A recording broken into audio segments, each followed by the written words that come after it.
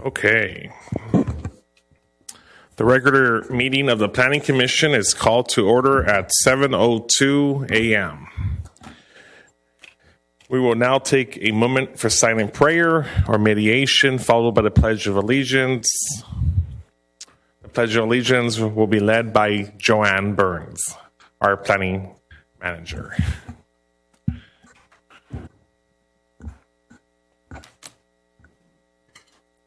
We'll start off with a moment of silence and prayer.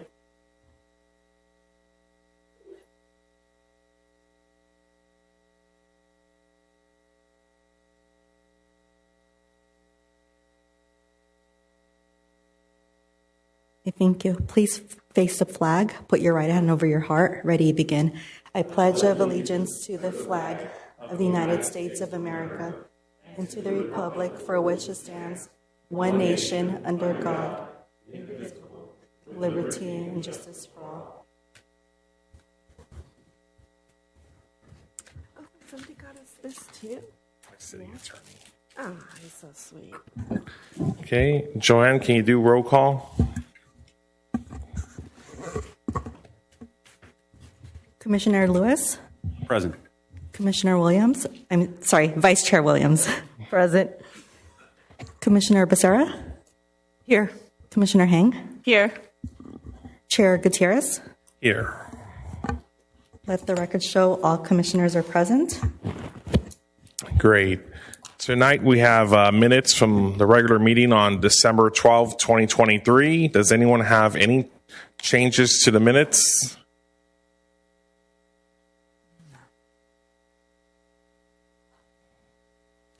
If there's no changes, then the minutes are adopted as submitted. We'll now open up. Would anyone like to speak on an item that is not on the agenda today? Would anyone like to speak on an item that's not on the agenda today? So we do have one person. So now we'll open oral communications. Yeah, did you fill a speaker card here? Sorry.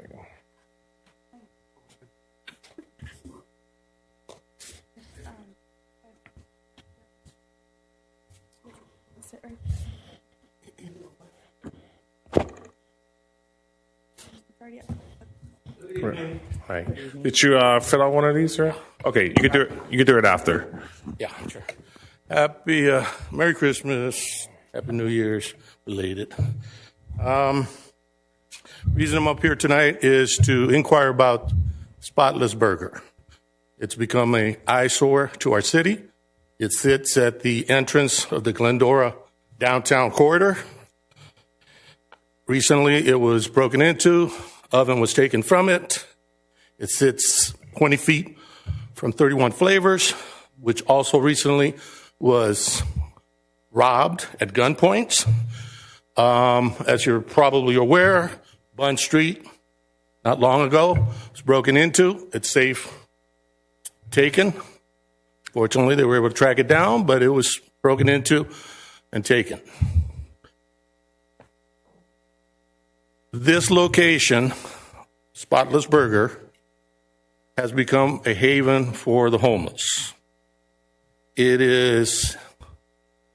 has a tremendous amount of graffiti all over its walls. There's weeds. Weed abatement is not taking place. Weeds are breaking through the asphalt, and there's a tremendous amount of dumping of garbage in the trash bin belonging to 31 Flavors.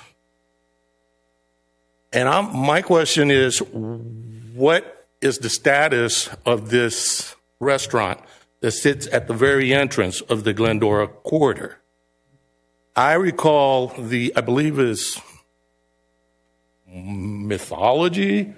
Joanne knows better, but the prior commissioners were going to pull the conditional users permit for it because it wasn't opening its business as promised, as it was scheduled to.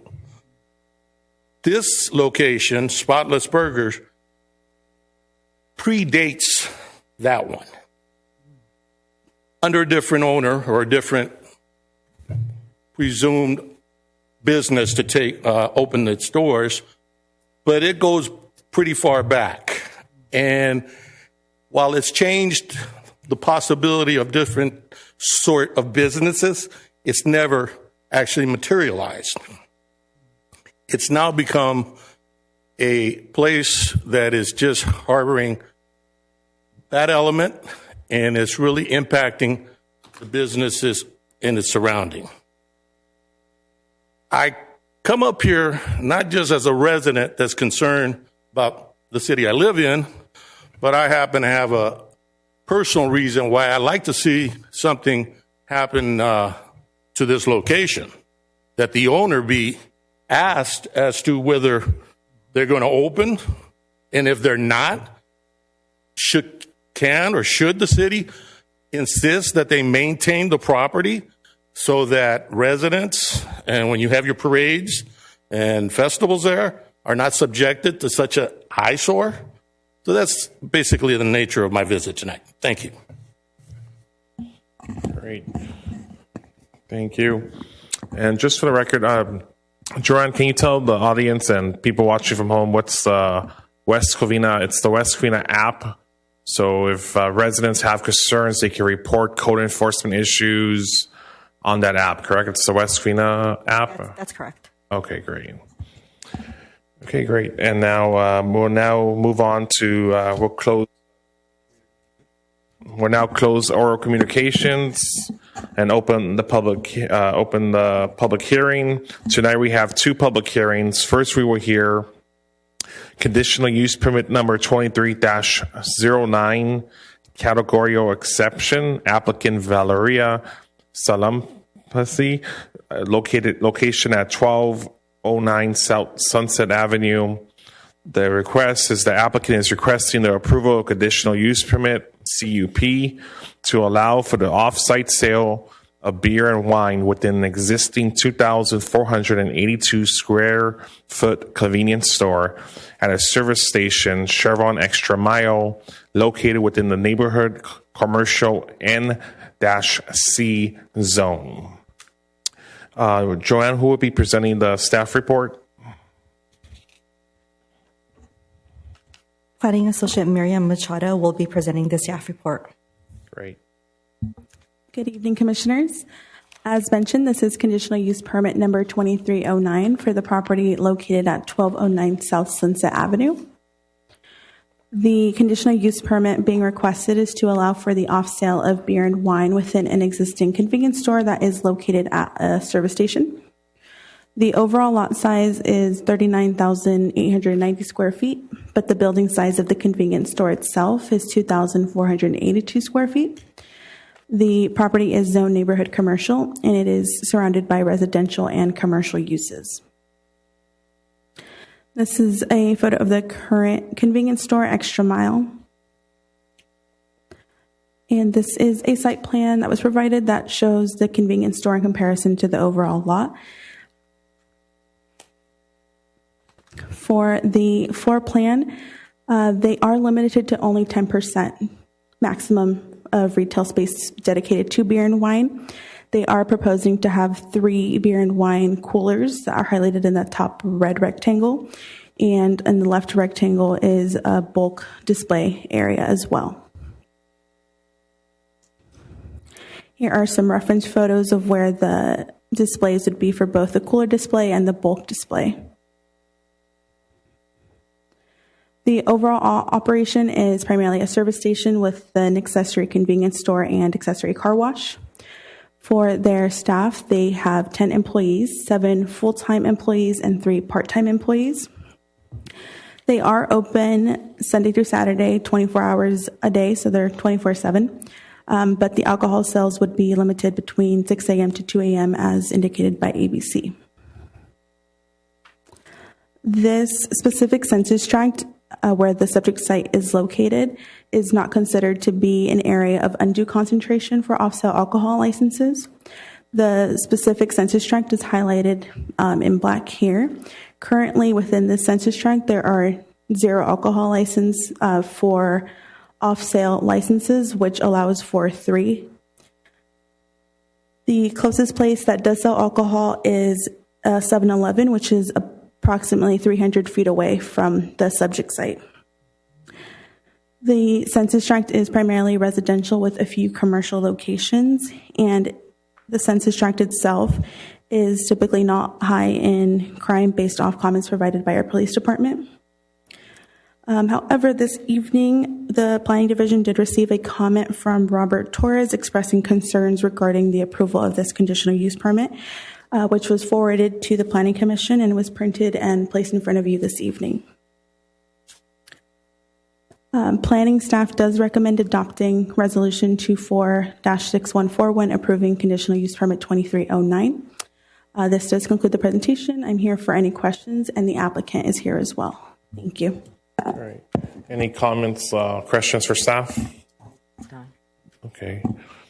We'll now open up the public hearing and hear testimony from those in favor. Before we do that, we'll call the applicant up. So let's see. We'll call which one? Gregory? Sodi. Okay, I see it right here. Sodi. Yeah. Okay, perfect.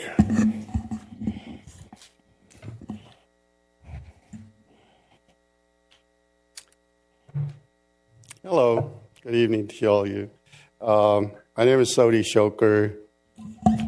I have been at that service station from 1990. It's been 34 years. I'm the second family operating that station since it was ever built. I have a lot of pride in that station. I took care of a lot of the community, fixing their cars, giving them a ride home, and a lot of chores for a lot of the seniors that needed the help of a garage. They felt like that was their home. In many cases, we went to home, got their car, repaired it, took it back in their home. They never even drove the car. So that was the era I started my business. And as we evolved, service station evolved, there was a repair, it was no viable, due to real estate pricing. And, a lot of the new cars don't need the repair work, from service station. They all go back to the dealership. There's a lot of lease car. They have a free maintenance or preventive maintenance, including in the service. So there comes need for all the oil company. They made us change to the convenience store. So I convert my automotive garage business in 2004, I believe, to convenience store. I was here, got that CUP, didn't need it for alcohol, didn't think like that we should have alcohol sale there back then in 2004. So I opened with the convenience store in 2004, and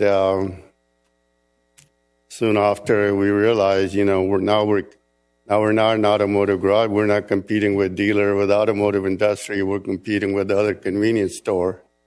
So, financially, it was we needed to have, more sale, more different item, more merchandise. So alcohol was the other that was requested by our customer, consumer, local citizens, that why don't you, we come here for gasoline, come here for other use at convenience store. We would like to pick up, small container or perhaps 4-pack, 6-pack of alcohol. So that's where that idea came from. So me and one other service station, we've been working on this issue from last, I would say 10, 12, 15 years. So, and we went through, then we found out from the city back from Jeff Anderson, who was the planning commissioner, and said nobody can sell alcohol in the city because there was code put in book in 1970, I believe, so, or 74, I heard last time. So we were able to change that with the council member, or, council member were able to change that. Then so I could apply for my station, which I did, Now I'm asking for particularly just look at my station and if I can sell the alcohol, but all the conditions that city has, our city, our staff, and police chief has put on on this code change. You know, I will comply with all the conditions day in, day out, and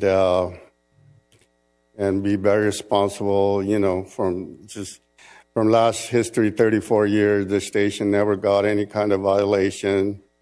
As track record we have, we never got any underage cigarette sale, tobacco sale to anybody. We don't have any code enforcement issue. So work with the community, you know, familiar with a lot of families around there, familiar with the school. I work with the principal, work with school personnel to, you know, sometimes we have to, you know, take care of a lot of the children that come around on the street, you know, so we work with the school constantly. We have their phone number. We're always going, you know, back and forth. If there's any issue with any of the children, like somebody had mentioned here earlier. So here I am. If you have any question, I can answer, particular on this email Joanne was telling me that we got today. So, or Yeah. Does any of the commissioners have questions for the applicant? I had a question. ahead. Have you already applied for your alcohol license through ABC? no, I would not be allowed to.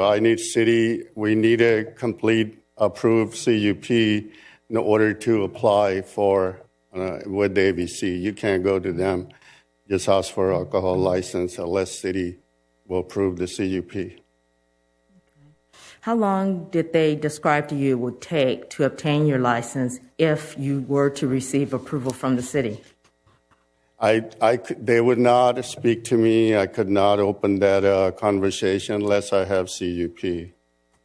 I mean, typically, you know, with my other station, it could take 2 to 3 months. It could take more. I'm not familiar with, you know, how this process is going to go. But I must have a CUP before that step can be taken. Okay. And it is a type 20? I believe a 21 off sale. It's just the beer and wine. So that's type 20. Yep. Yeah, type 20. Yeah. Great. Any more questions for the applicant? I have one. One of the one of the recommendations of the resident, he indicated, are you open to having a security guard during the time, I guess, during the nighttime hours, during your late hours, during the time you're selling alcohol? Yeah. At this time, with city, all the sites selling alcohol, nobody have the need or have the security guard. I will go with the flow if it needed, if it was recommended by police. To me, if there is any, you know, issue, I'm willing. But to begin with, we have to start the, you know, without the security guard. Then if I ever, you know, was told by police or recommended, yes, I'd be willing to. Great, thank you. Any more questions for the applicant? Okay, great, thank you. Thank you, sir. Thank you. We're now here testimony in those in favor. So we'll call up Gregory Hahn. You want to speak on it too?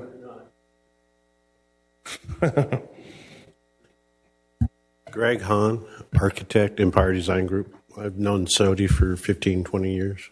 Done many projects with him. It's an outstanding client and business owner, and everything he just mentioned to you is true. So I don't see I mean, I don't live in West Covina, but if I did, I'd say, hey, give it to him. So anyway, appreciate your time. Great, thank you. Okay, we'll now hear those opposed. Is anyone in the audience opposed to this? Seeing none, okay, you're going to have to do a speaker card, though.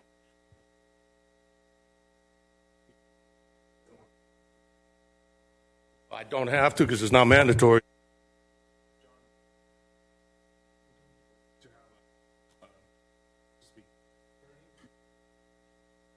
Chair, I advise allowing him to speak even without a speaker card. Okay.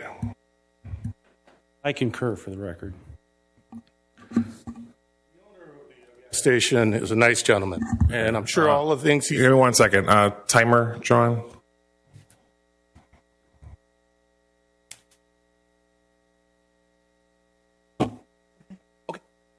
The gentleman, like I said, is probably a fine gentleman, and I've spoken to him outside of this arena, and he does seem like a really great resident of West Covina and someone I'd like to have as a neighbor.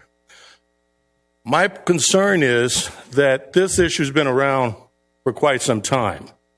The last time that I spent time to come and listen to see where it was going to go, it kind of bounced out of here over to City Council, and Council approved it.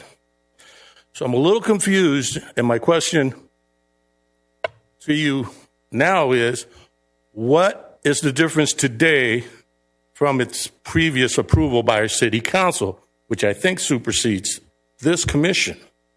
Why is it that, has anything changed from the criteria that was agreed to by City Council and put forth by this commission when they went through that process the first, second, third, fourth, fifth time? Why are they back here tonight if this was already approved? I know that you don't want to respond to my question here, but I hope when you have the opportunity, you could answer that question, because if they've changed the plan rules or the agreement, because if I recall correctly, the owner agreed to even put out some fog lamps or block cameras, and I hear about security tonight, and I'm hearing more requirements, but I thought all those requirements had been met, had been agreed upon. Are we changing the plan rules now? And if so, what about those folks that came before tonight that had concerns about approving this from the start? If you're changing it, then doesn't this process start over again? Because I know you kind of bypassed your decision and handed it over to City Council. But are they here just for the CUP? Or do they in fact now have to get security and maybe 2 or 3 of those, whatever type cameras they are? What is the purpose of their coming back tonight? Thank you. Great, thank you. If there's no one else opposed to this, Joanne, can you explain the new code for the alcohol sales? Sure. Chair, if I may. yes.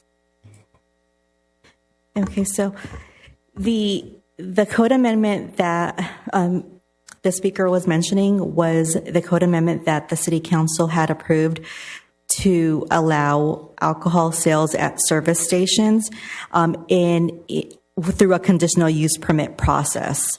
So that code amendment allowed the current applicant to be able to submit and for staff to be able to process a conditional use permit application.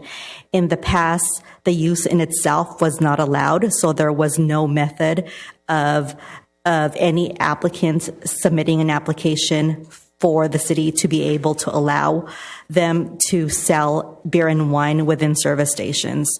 So before, it was totally prohibited. There's no way somebody can come in and apply. Now there's a method, a way for them to submit the application through the conditional use permit process, where the Planning Commission can consider the application on a case-by-case basis. So at its own merit, depending on the site. And the plan, there are certain stipulations on what needs to be required along with the application, like, for instance, the flock camera that was mentioned. But in addition to that, the Planning Commission can add additional conditions of approval if the Planning Commission decides on approving the application. So, Joanne, was this applicant given the same restrictions as the applicant that was approved? The The applicant last time was for a code amendment, and it was a applicant-generated code amendment application. So one of the gas station owners submitted the application to ask the city to consider changing the code so that in the future, if the code was amended, they would be able to submit a conditional use permit. So it was basically a method for them to be able to submit the application, because before there was none. Have they submitted their application? We've received 2 applications. This is the first. We're processing the first one and hearing the first one at the moment. The other application was submitted, I believe, in December, and it is in the process of staff review, and it will also go to the Planning Commission for consideration in a future date. As they approve this, what are the, and forgive me if you can just repeat what the requirements are. It would be limited to 10% of the floor area, which they're complying with per their plans. Only beer and wine. They need to get approval, an alcohol license from ABC. They would need a CCTV camera system, and also a flock camera that's able to read license plates at all vehicle entrances on the property. So I believe this site has 2, so they would be required to have 2 CCTV cameras, and the location of those cameras would have to be worked out with the police department. And I did see updated wording for the flock cameras, which now requires a flock safety camera with the license plate recognition that is integrated with the police department's system shall be installed prior to the issuance of an alcohol license and prior to the sale of any alcohol products. So I know before, I think it was more vague, right? That's correct. That's good. So we included a more detailed language in this condition of approval.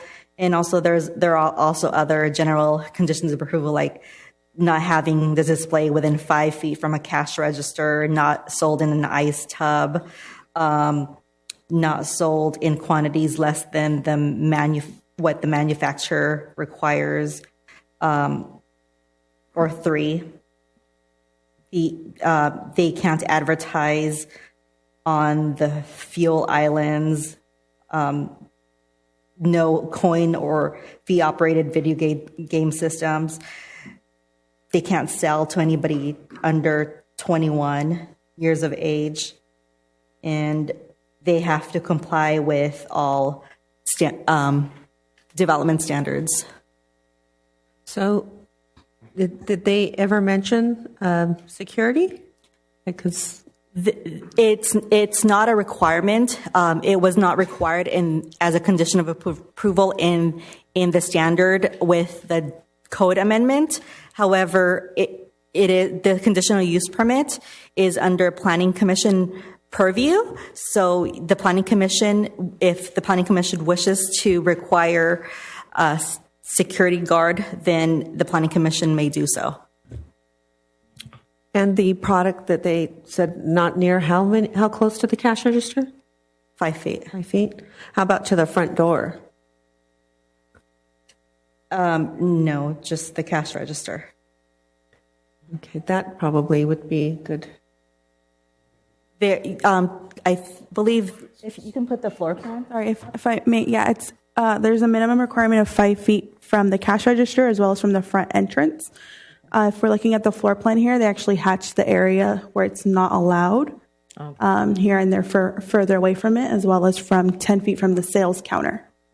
So it's all this hatched area where it's not allowed to be displayed, at least.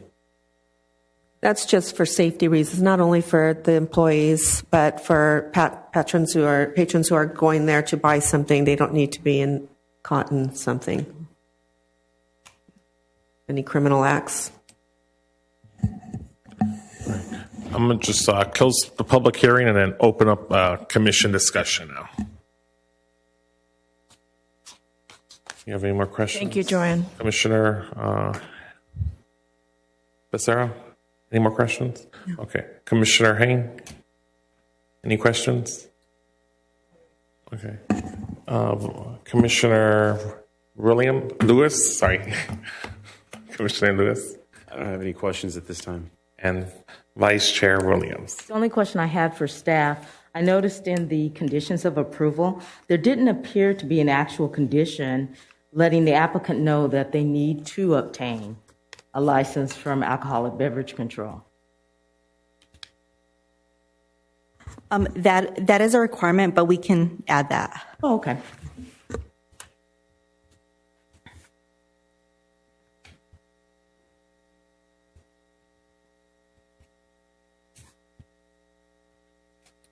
Great.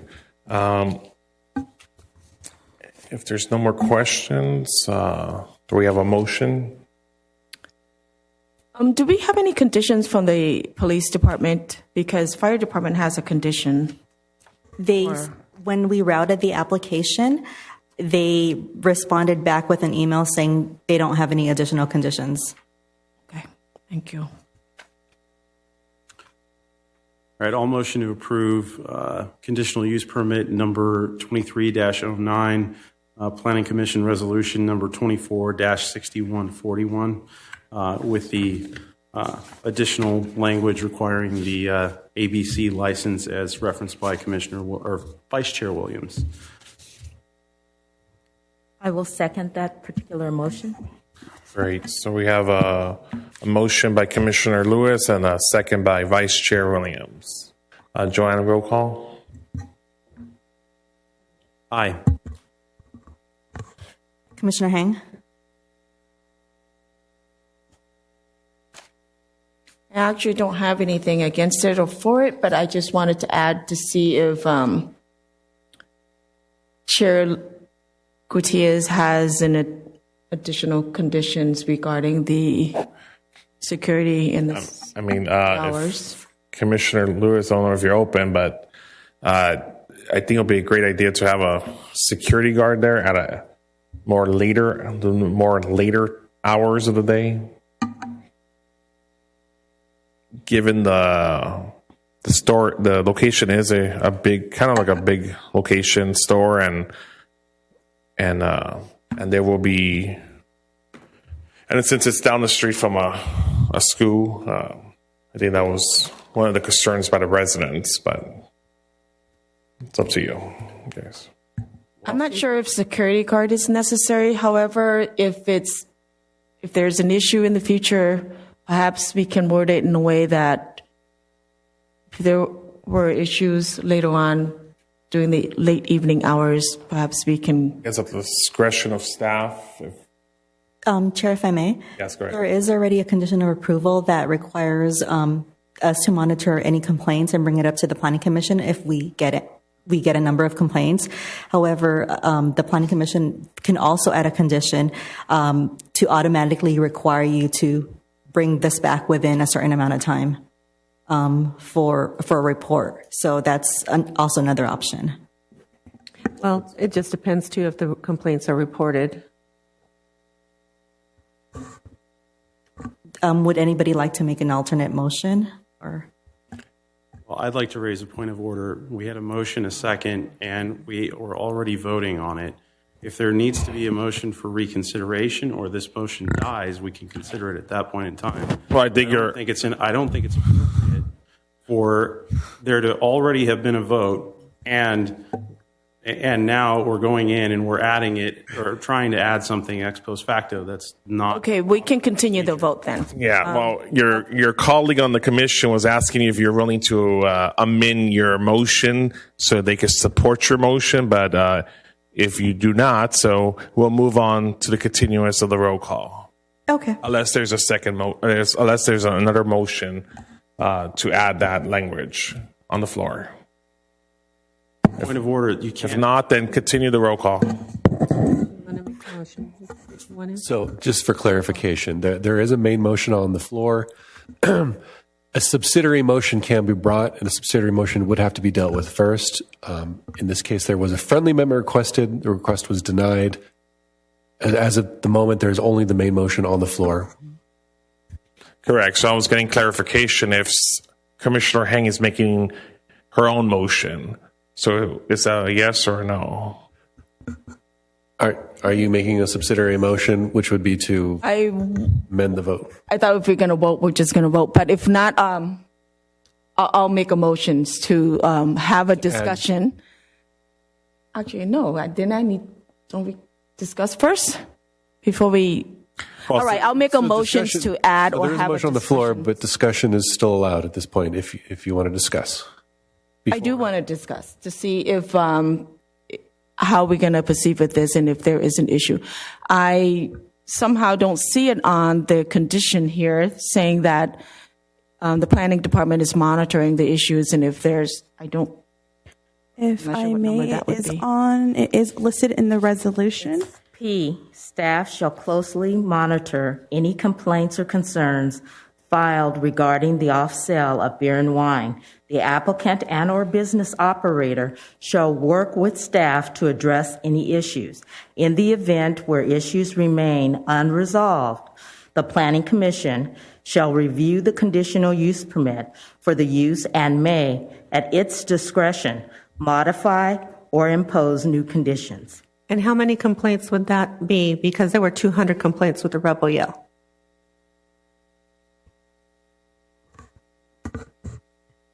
Whenever there's a complaint,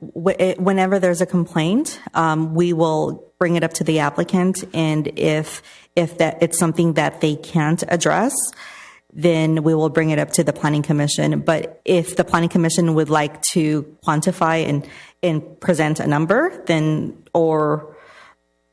that's something that we can also consider. Okay, so there is a vote going on unless Commissioner Heng has her own motion. You have your own motion or not? I'd like to add a motion or a second the motions to add to see if we can talk about or discuss about the. So discussion is already allowed. Once a motion and a second is made, the commission is allowed to continue discussion before the vote is until they're done discussing and the vote on the motion is called. Separate from that, if you want to make a subsidiary motion, which would be to add an additional condition, then we would need to see if there's a second for that. That vote would get resolved first.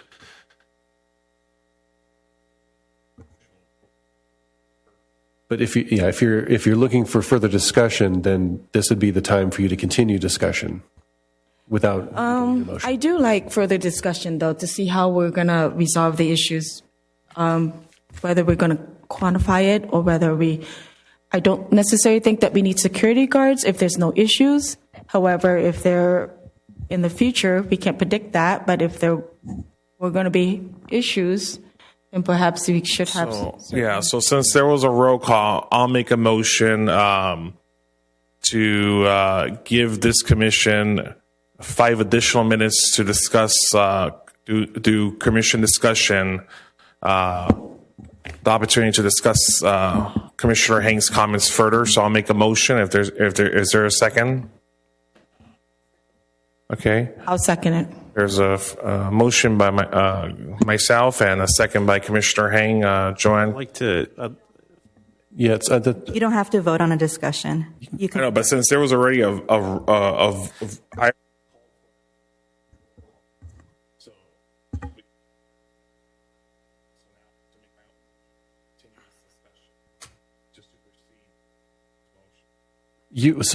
since you called for that as the chair, you called for the roll call. You can just rescind that. There was no motion to call for the roll call. So if you allow for continued discussion on the main motion at this point, which is to approve with a single amendment, and at this point the commission can continue discussion as long until the chair does call for the vote. So you did call for it, but. Okay, but as the chair, you have authority to preside the conduct of the meeting, so you can rescind that without any motions. That's correct. Okay.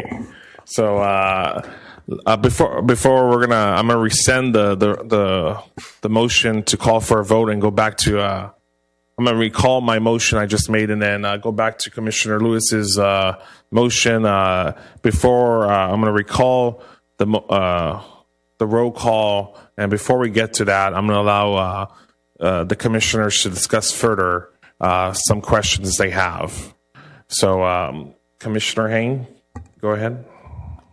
I guess are we quantifying or how we resolve the issues, whether we're having security guard, which I don't necessarily think we should have it.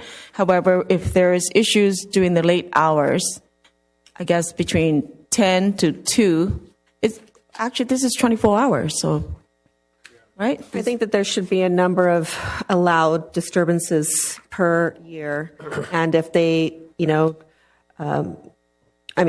without their permit being revoked, then perhaps they can get fined to a certain extent and another number of disturbances before it's revoked.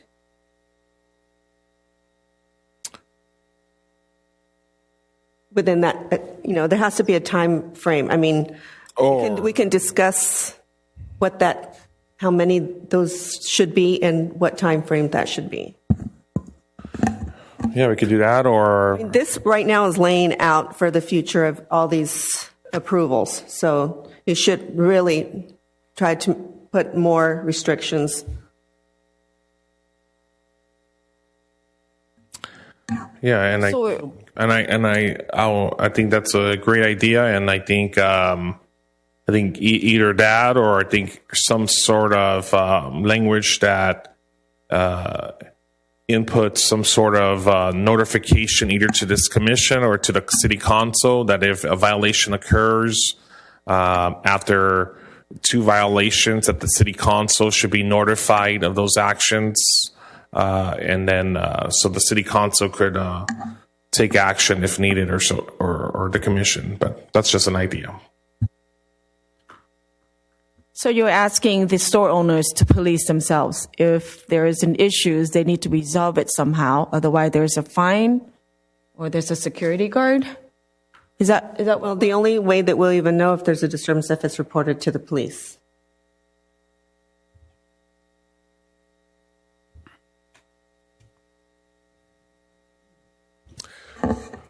Any more comments? My only comment is going to be, look, the city council passed an ordinance that they set forth the standards on this for, and it looks like now we're trying to add additional restrictions or something like that to supersede what the city council already put before us as the standard, to impose an additional standard and perhaps impose additional burdens on business owners based upon what, our own whims? I mean, I don't get that. That doesn't make any sense. I fully understand the concerns about public safety, and obviously I share those concerns.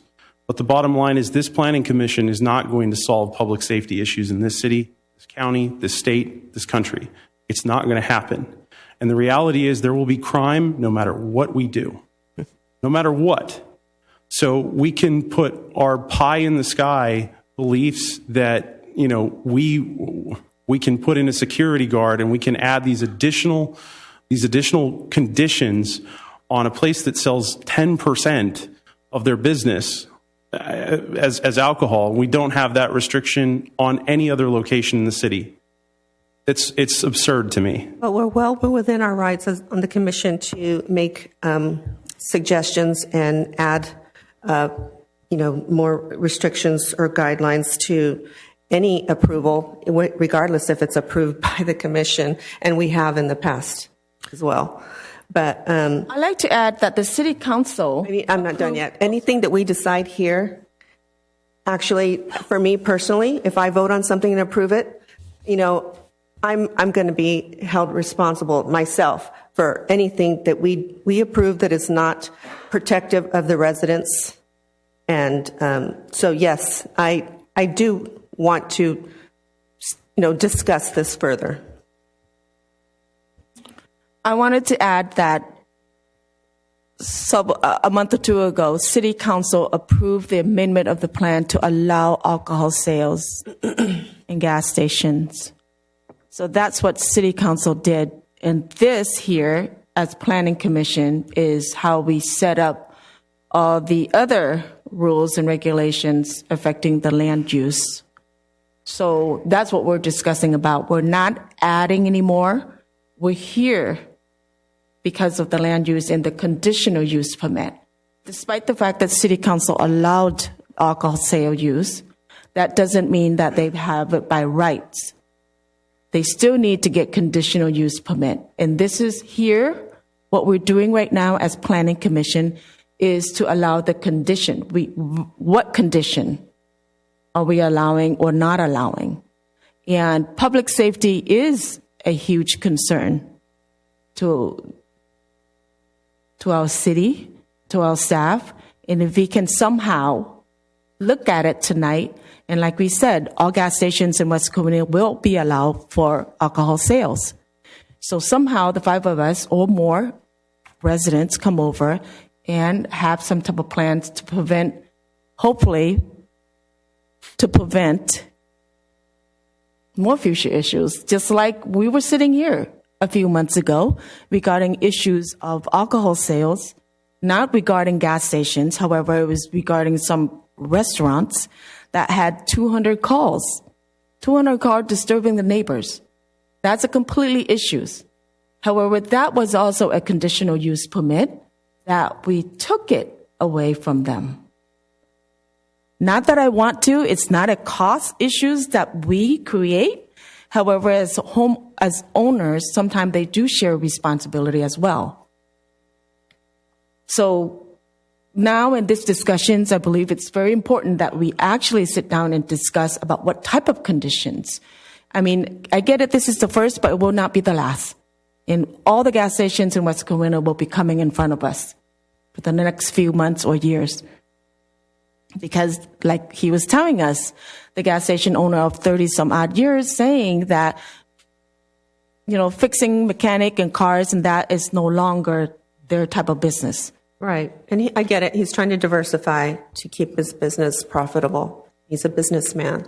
But again, this laying the groundwork for all future approvals. It will have to be exactly what we are extending to this applicant. And like Commissioner Becerra and Commissioner Heng mentioned, what the city council voted on was a prohibition, if I'm not saying it right, but for a while, for many years, the city did not allow any applicant to apply for a alcohol license to sell at our local gas stations in the city of West Covina. And so at the last time the council changed that was most recently this past year, because there was an applicant asking this commission to amend the ban, and it was appealed to the city council, and the city council has now allowed applicants to apply for a CUP, which is the planning commission under the city's ordinance allows the planning commission to input conditions on a CUP. So with that being said, is there any more comments? I'll make another motion.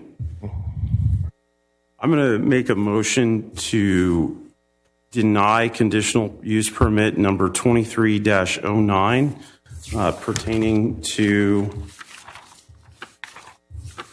resolution number Planning Commission resolution number 24-6141. And along with that denial, we waive the cost of the appeal to the city council. That's my motion. Is there a second?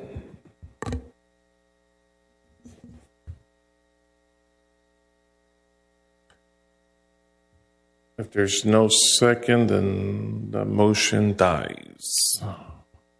I second. Okay, we'll go back. It's been seconded by Commissioner Becerra. So, Joanne, can you repeat the motion and do roll call? Let me, before I repeat the motion, let me go ahead and confer with the city attorney for a second. Yes.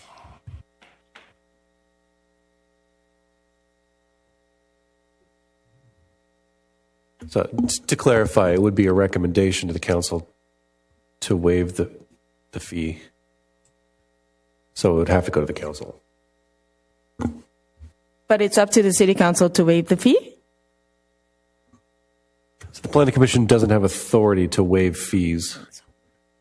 So if it was appealed, they still would have to pay the fee to appeal, but in the recommendation, we would let the council know that the planning commission is recommending that the fees be refunded to the applicant.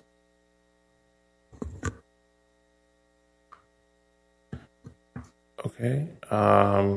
So with that clarification, John, you want to repeat it one more time, the motion on the floor, and then do roll call?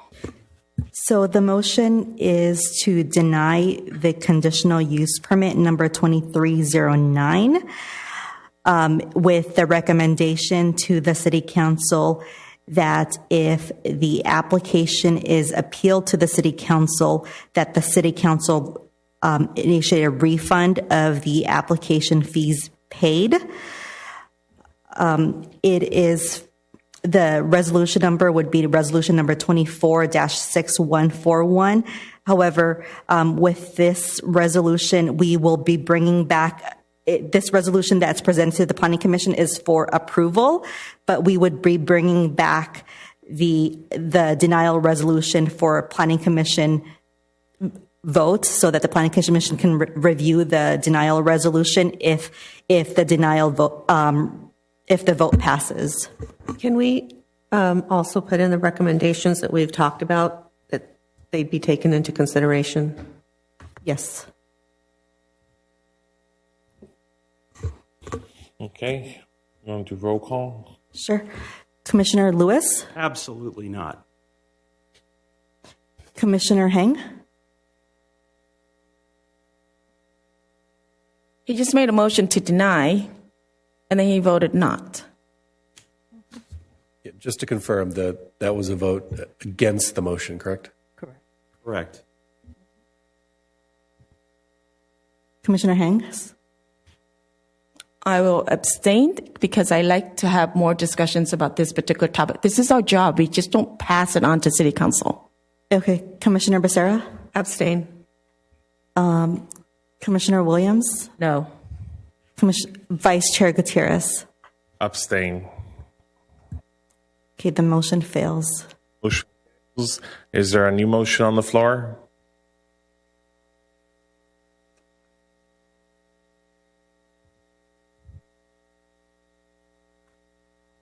If I make a motions to approve this applications with adding on, I guess, the hours of operations, and also to add On the disturbances or the disturbance and the complaints perhaps be limited to what number? Should we have a discussions about that? What is, with all the liquor stores, 7-Elevens, what type of disturbances do they have yearly? I mean, this is new territory. I mean, they from the news and from police reports, liquor stores have had people coming in to steal alcohol and different types of merchandise. However, is that the type of disturbance that you're willing to, that you would like to Not petty address? theft, but something where someone gets arrested, there's altercations. I mean, every store, even if he doesn't have alcohol, is going to have people trying to steal things. So it doesn't matter. That's going to keep going on without alcohol. But I'm just talking about disturbances where the police are involved. Maybe if, since Commissioner Heng made the motion, maybe, just an idea is that you could add the language of if there is a concern by the West Covina Police Department brought to the attention of the planning department, that at that time, that either the city council or planning commission could call the item for a hearing. City Attorney, is that something that's logical? So if I understand, it would be an additional condition requesting a review of this matter when the police essentially determine sufficient disturbance of the peace arise. Is that what you're asking for? I think they had a concern regarding a former item that was brought to this commission where there was multiple occurrences occurring, and our police department's resources were stretched thin. The men and women of our police department were responding to multiple calls to this location. Obviously, we're not comparing the two, but so existing law allows for revocation for when the commission finds a public nuisance, and typically that's when the police have a sufficient concern, as I believe happened prior. They have a sufficient concern. They bring it to the planning department, who brings it to your attention and for a hearing. So that is existing law. That a condition. I guess maybe more clearer language that at the discretion of the police, the discretion of the West Virginia Police Department, that it could be brought to a public hearing at the commission level or city council level. Yes, I would be concerned that that's pretty vague. I think what I would advise or recommend would just for a review within a set period of time, that you direct staff to bring this back for you to consider in 6 months, a year, 2 years, whatever time period you feel appropriate. And you can examine at this point and ask the police to report on disturbances. But putting the discretion in the police chief makes a very ambiguous standard, which I would be very concerned about. So, it was very interesting that Rebel Yell had 200. Is there anything in place now? 200 calls, disturbances, police, babysitting outside every night. Is there anything in place that would now, I hope, that would give the city knowledge of all these, calls back to the police or disturbances? They had quite a few, and some, there were felonies. So, is there anything that requires the police? Do we get any knowledge of any of them anymore? Obviously we didn't. I would hope that we weren't aware of the 200 calls. Chair, if I may, when some of those disturbance calls from the other business that you're referring to came in, the noise disturbances and different crimes that happen in that particular instance, the residents, the property owners that living nearby, they directly called the police department, and at that time we don't have as much code enforcement presence as we do now. Now we have a larger code enforcement, a more proactive, larger code enforcement department. So planning staff and code of enforcement work closely together. And code enforcement and the police department is now working more closely together as well. So are they getting monthly reports, weekly, of any disturbances? On a separate note, that the Planning Commission can also request staff similar to the recycling facilities that the city has had problems with. The Planning Commission can request staff to do a report to the Planning Commission on status of certain of these types of conditional use permits on an annual basis, if that's something that you would like us to do. Or as a condition of approval, you can also say report back to the Planning Commission after 6 months, so that we can take a look at if there are any complaints, just to monitor it and to give you more control of it. Or misdemeanors or felonies specifically, obviously. But I guess, having reviews whether it's annual review or 6 months review, to see whether there's disturbance or no disturbance. If there's none, then we just continue on. If there is, then we look at it. Perhaps That is good. Then we could see how many there are. It'll give us maybe an idea of, it shouldn't be normal, but events will happen. They'll occur. There's nothing that they can do about it. They'll happen. But again, if maybe then at that point there should be security or something to limit them.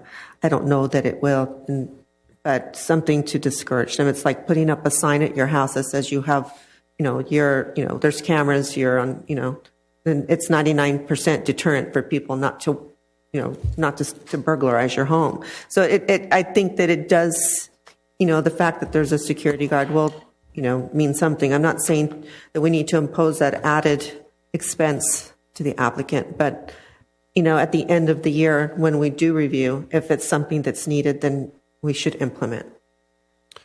So Commissioner Hang, since the motion currently being made is yours, do you have a specific time frame you would like to propose as part of that motion? I think annually, right now, just monitor to see how it goes, and everything goes well. There's no disturbance from the neighbors or from the stores or reports. Everything is fine. Then we just have it continue. Okay, so currently right now, the motion being made is for approval of the item with the addition of a condition of approval to require staff presentation within 12 months regarding police incidences on the property. Is that accurate? So it would be a report back to the commission within 12 months, a year, regarding police incidences on the property. That's fine. Okay. And I think for efficiency, if I could suggest, you've raised a number of topics. If I could go through them, and then the commission can each weigh in, and then we can do a final motion based on what the majority is feeling. Would that be agreeable to the commission? So, for example, you mentioned as a party motion also hours of operation. Can you clarify and propose what hours you were thinking? Yeah, I thought the first thing you said was, if I'm wrong, then I'm wrong. But when you were discussing your amendments, you said hours of operation, and that's why I'm asking what that meant.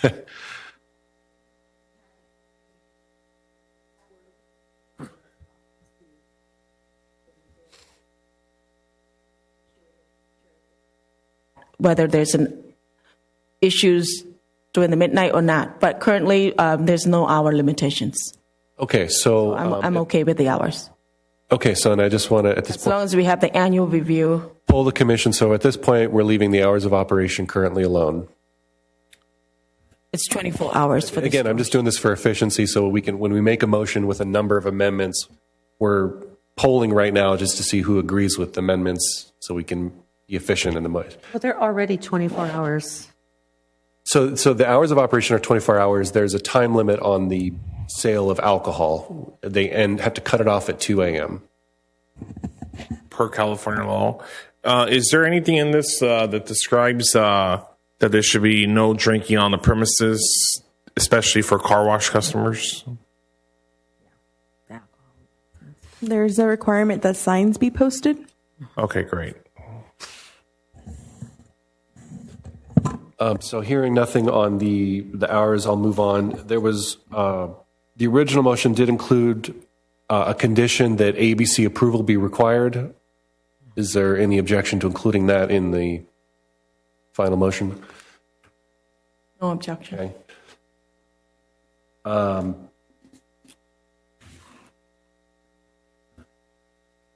And then finally, the initial discussion was a discussion of a security guard. So I would just ask for a specific proposal or whether to let that one drop from them. That was just a comment I made, but I wasn't asking for it to be. Okay, so at this point, as I understand the motion, would be to approve the item with the two additional conditions, which would be to require ABC approval. And the second additional condition would be to require staff report back to the commission in 12 months regarding any police incidences on the property. So I believe that summarizes all the points that were being raised. If you want, you can further discuss, or if you're satisfied with that, you can make your motion based on that. Yes, I'll make a motion to approve with the 2 conditions that we added for the ABC approval in the 12 months annual review. Thank you. Is there a second?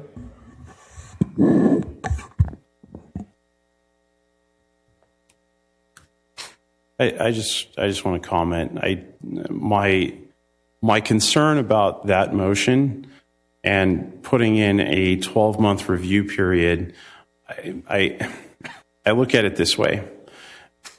Ultimately, based upon the resolution that's in front of us, I believe it's paragraph 5 sub U says the conditional use permit may be revoked, amended, and suspended by the Planning Commission under the provisions of Section 26-253 of the West Covina Municipal Code.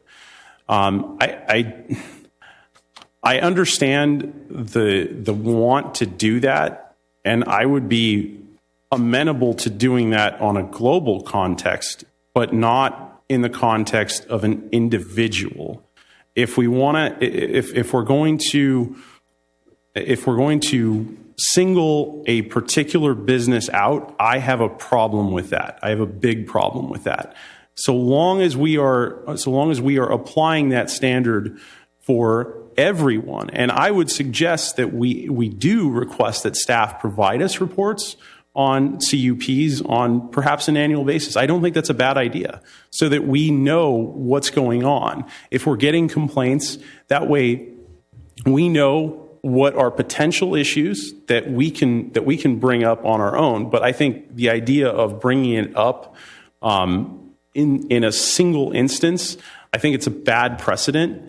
And I think that we ought to be very careful about singling out specific applicants. I understand practically speaking why this particular instance, because this would be the first one that we would approve, may be something where it's like, okay, yeah, this sort of makes sense that we look at it with a more stringent eye. I understand the want to do that, but I think practically speaking, the city council's given standards. We have the opportunity to suspend, modify, or revoke this pursuant to the terms that are set forth in the resolution that staff has prepared.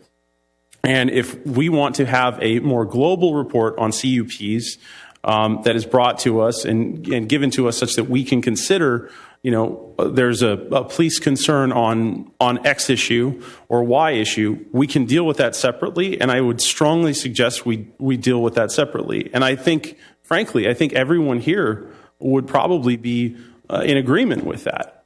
I don't want to speak for anyone, but I know everyone wants to be proactive, and I get that. I want to be proactive, but I don't want to be proactive as to one particular applicant because I think that's manifestly unfair.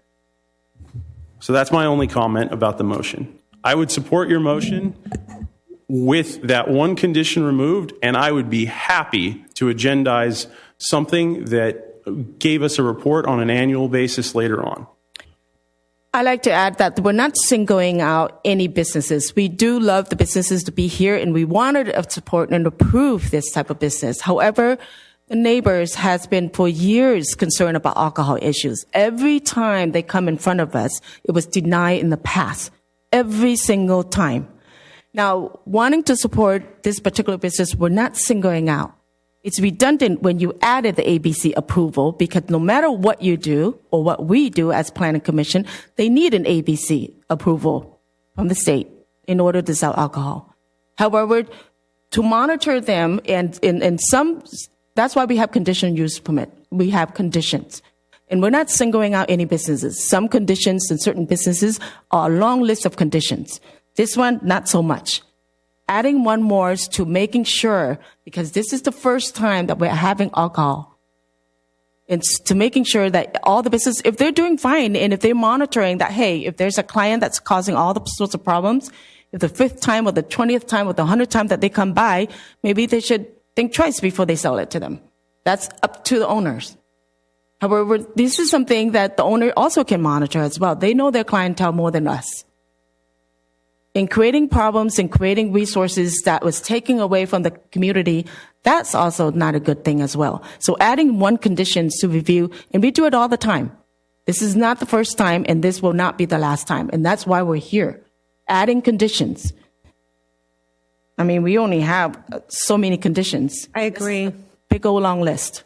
I mean, we're right now just setting precedents for the future, and we can also, start monitoring all the other business owners that have issues that maybe have gone far, just like the 200 calls from the other business that had so many problems that we weren't aware of. So this should be something maybe that should be implemented with all businesses that provide alcohol sales. And it's just for the residents, for their protection. I mean, if there are these issues at these certain establishments where, I'm sure the owners are not happy about having the problems. Maybe there's something we can do to help. But I don't think it's unfair to have a review. And this is something that, as you also said, that probably should be, citywide. Why not start now? So is there a second? I want to clarify. Go ahead, I want to Commissioner. clarify something that I think was attributed to me, and I want to make it clear. When I say that I think we ought to look at conditional use permit compliance, I mean specifically conditional use permit compliance. I don't mean some nanny state where we're looking at everything under the sun. I mean what's specifically under the purview of the Planning Commission, which is conditional use permits. And I think that we ought to take a more proactive role generally in terms of getting reports as to if there is a business or a property or whatever that is not in compliance. I think that that's something we ought to take a look at in a more proactive manner. I think adding it as we go would just be, frankly, a little bit redundant because of the fact that we do have in every single CUP, there is the savings clause that says that we can suspend, revoke, or amend each and every conditional use permit that we have in this city. Yet it hasn't worked in the past, and we cannot be held responsible for what the commissioners have done in the past. Commissioner Lewis. May I speak? Yeah. Okay. And so ultimately, I just look at it as one of those things where, unfortunately, not everything is going to get reported or anything like that. But I look at it as at least it's a start, because unfortunately, we don't have a massive bureaucracy in West Covina, or fortunately, I don't know.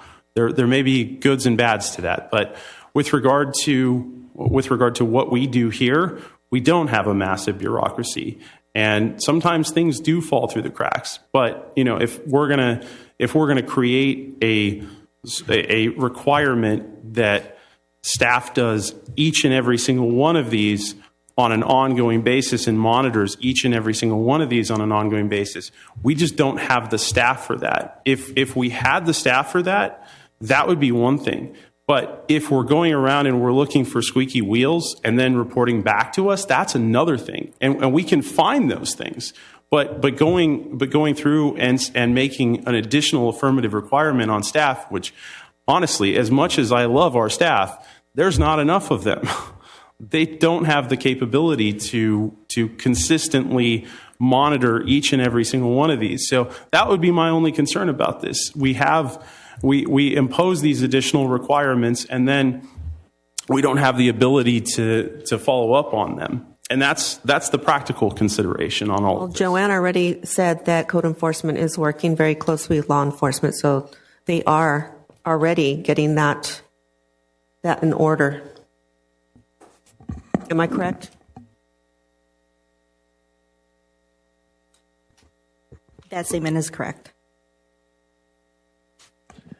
And then, so just to clarify, Commissioner Lewis's motion, Commissioner Haing's motion, do you want to report for every incident that occurs of a police car, or do you specifically want like a felonies occurring on the property or misdemeanors?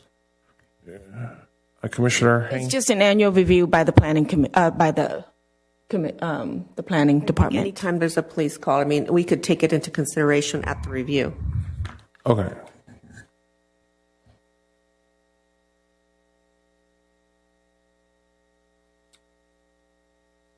So I believe. Is there a second to that motion? I'll second. Okay, we have a motion by Commissioner Haing and a second by Commissioner Becerra. Joanne, can you confirm the motion and then do roll call?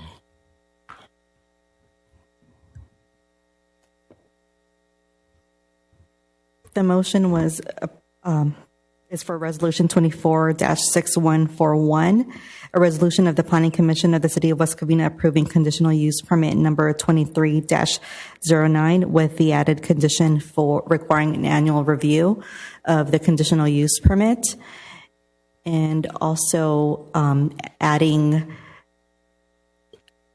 the requirement for an ABC license. Joanne, for clarification, I think it was originally worded to return in 12 months, which is different than an annual review on an ongoing basis. Okay, so to return it in 12 months, so within 12 months from this date. Right. Okay, you could do a roll call. Commissioner Lewis? No. Commissioner Haing? Commissioner Becerra? Aye. Vice Chair Williams? No. Chair Gutierrez. Am I the deciding vote here tonight? Just kidding, no.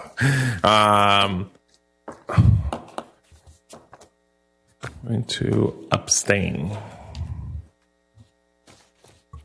So the motion fails. Motion fails. What part do you have a problem with? I'm just asking. I already know what. You haven't been voiced what your opinions are. I don't think that it's unethical to review. I think that should be done. It's just for protection of the citizens and, to ensure that every business is doing its part as well to make sure that, they have at least amount of crime possible, especially as it's been escalating. So I don't think that's unreasonable to approve it as is with just a review. That's. Chair, if I may. Go ahead. I can proactively propose that I can bring in a report for all conditional use permit applications of this type, conditional use permit for beer and wine sales within service stations, or whichever report the Planning Commission wishes staff to bring in on an annual basis. Not necessarily tied to this application, but overall, I can go ahead and propose that and put that in an agenda in a future Planning Commission meeting date. I can go ahead and do that if that's something that you feel it would help the Planning Commission in making the decision tonight.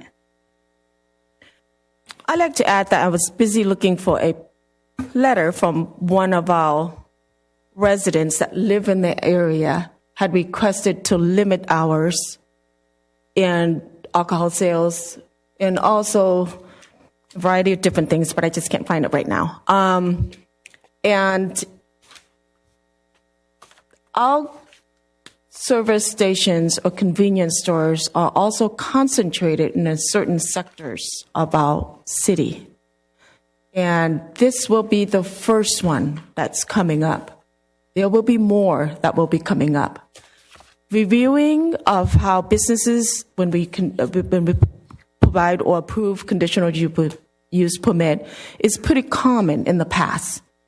For example, I believe recycling, we review them every 6 months or so. Staff have done that in the past to make sure that they're taking care of all the trash or the recycle and not just leave a mess all over the place.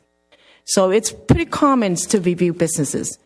This particular item that came before us for the last, 8 years or so, has always been an issue. And because the code was not allowed for alcohol sales and gas stations, it's always been rejected by residents as well. Not only for this particular business, it's just that the type of businesses that it is, they're concerned that it's close to school, they're concerned that it's close to park, residents are concerned that this might be bringing a negative impact to their neighborhood.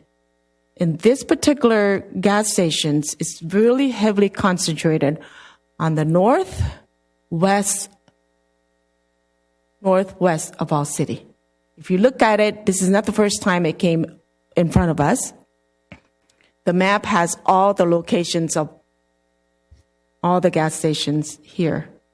So reviewing whether it's annual review or one-time review to see how the businesses are doing, it's not uncommon and it's not singling out. We do want to help the business, and they are our very, very first one. And making sure that the businesses go well, not only for the business and also for the residents, and also as a business owner, they will also take care of their business as well. If they see that problems are coming up, and that if they have a certain issue with their business, they will find a way to take care of it. And this is not going to be imposing the city with reusing our city's resources. They know what to do. They need to monitor their business instead of ignoring it because of some of the conditions that we have in there. So I am very concerned for the neighbors that live in that area. It may not be an issue at all, and they still have the alcohol sales. Hopefully it's successful, and hopefully they can continue on and nothing happened. However, if there's an issue, the city actually had to address that, whether the issues come from all the residents that live in that area. We need to know about it. Definitely. All the other businesses that, like, let's say bars, where they have dances, DJs, they have to have security guards. The Elks Lodge, I've had parties there, I'm a member, but even if I have parties there, we're required to have security guards. There was an issue at the Riverside Elks where at a baby shower, one of the persons attending the baby shower was shot and killed. So now they imposed, you can go and change your rules, like, who says you can't change rules? Let's change the rules. Let's make everything safer. I have a question for the applicant. Can the applicant come back out?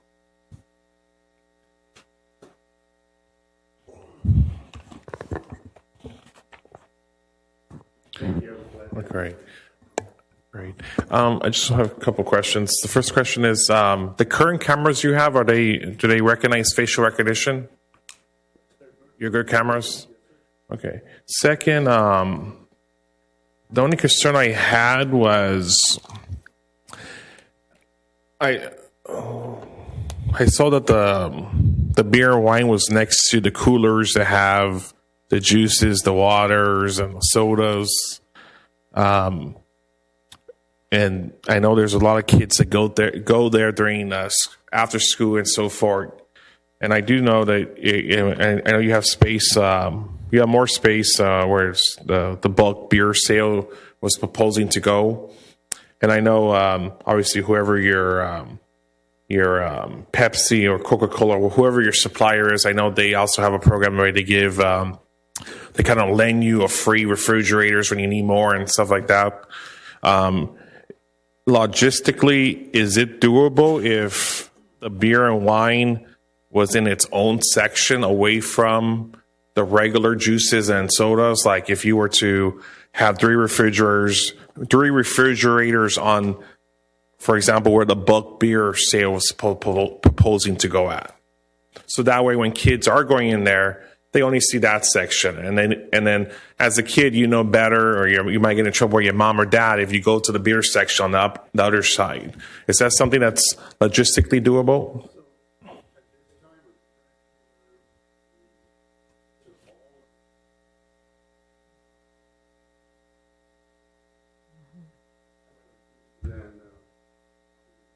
Mm-hmm.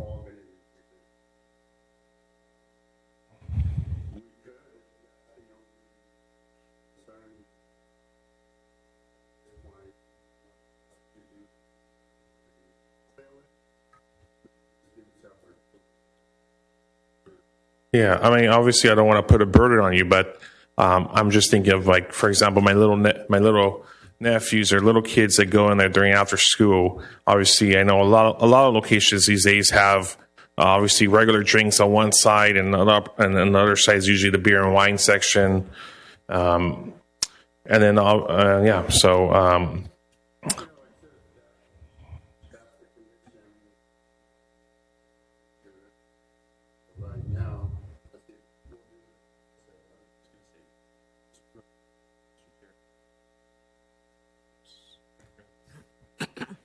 Sorry. Everyone wants to know what you just said. So my question again, sorry if you could repeat it, because we want everyone to hear at home. The question was, there's so many kids that go in your gas station. You have a unique location right down the street from a major school, and a lot of kids like going in there.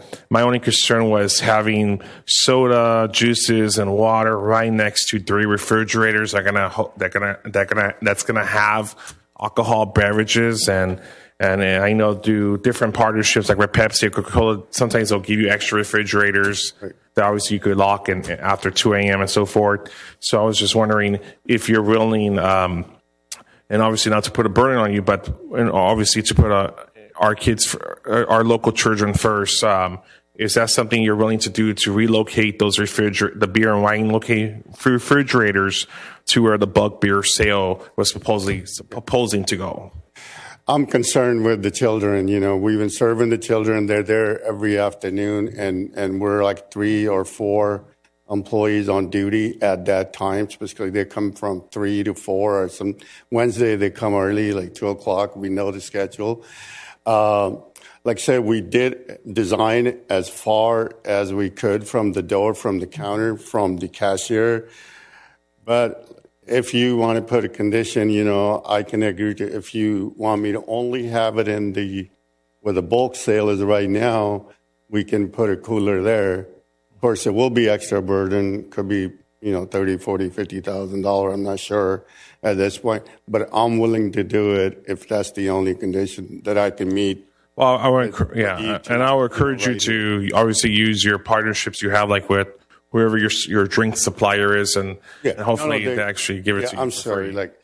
Nobody do nothing for you. It's going to be everything on me. Responsibility is on me. I'm fully responsible person. I will take all future responsibility. I can't go to Coke and Pepsi, tell them my council member or commissioner told me to build a cooler. They just kind of laugh. They won't do it at all. I'll do it from my pocket. We'll approve it. We'll come to get the permit from the Joanne and the building, and we'll build a cooler there. I mean, obviously, I mean, obviously, you have your own coolers on one side, so maybe there's a way to relocate those 3.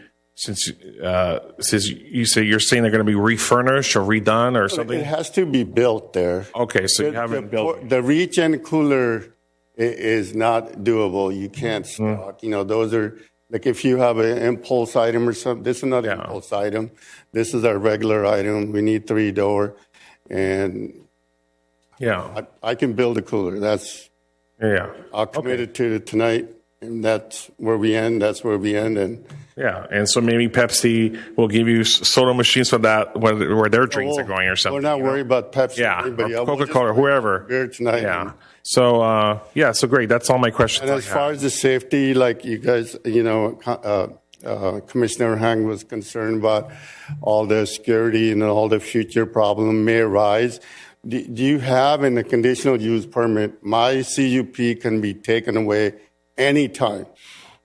For that matter, anybody's CUP can be taken away anytime with the current code you have on the And book. just to clarify that, I believe the commissioner's comments were obviously not specifically targeting you. It was in general Right. Well, regarding right this now- application that said that she just wants an update. There was no condition put in there. Her idea was not to put a condition in there saying that this commissioner or anyone could revoke it at that time. It was just a review. It's already on the, even my current gasoline CUP, you can take that away from me anytime if it is way out of whack. I don't think that was Whatever you the wanna call it, you know. that's not the intention, That's- though. But Commissioner Hain, go ahead. Sarah. Mr. Salampesi? But I'm Shoker, Sodi Shoker. That's the planner we hired. I'm sorry, can you My say your name is again? Sodi Shoker. Sodi Chauffeur? Sodi Shoker. Chauffeur. Mr. Chauffeur, can I ask you, first I want to tell you thank you for enduring this tonight, but we really, really am grateful that you are, because you're helping set, the pace for the future. Yes. Every future gas station should send you a thank you card. I respect all the comment. I will consider every comment. And we appreciate you as a day in, business day owner. I out- want you to know that we don't want that to get lost in all this. No. But At the end of the day, I wanted- it's all on me. I am a responsible person. The history does approve it, and I will be a responsible person going forward. It is and it's now monitored by city, state law.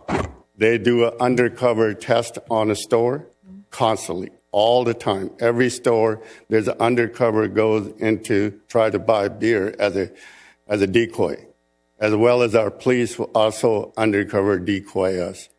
That's for tobacco, that's for alcohol. Yes. And I believe that is, I believe that is a good enough, condition that we don't even know when they're going to come. They'll come mystery shopping. Right now, And if I'm selling beer to everybody, I'm going to wind up selling that to makes them. you your own police. Yes. So it is very restricted product. It is very restrictedly, sold in the store. It is highly, needed training to staff, which we will. And it needs a ID check, and we have a tool where they can check their ID. It will verify it. There's a lot more than we can all imagine how much we go through for, if I sell it to undercover, if I'm not safe, if I have a container laying down, if I let people drink like a car wash customer, Mr. Gutierrez, it is not allowed. Per state, there's a lot of state law. You have a very nice business. I've been there. I've used your car wash. I've got Yes. gas there. It's always clean. It's a very nice business. Last thing I want, start serving beer and have a call going to police. That's the last thing I want. Yeah. There will be nobody, container would not be allowed. We'll be calling the police on the customer. Right. If you Absolutely. come open the container there, that's against my policy. Right. And that's why when the review comes, if it's something that you've called for help, it just, but also I wanted to ask you, so, Sure. again, so let's just say, and again, as a business owner, gas station, there are problems regardless if you have alcohol or not. Yes. So what would you say in the past year that you've had any? Zero? Okay. It's my wife, myself, my son, he's here, and my other son. We're all of us there.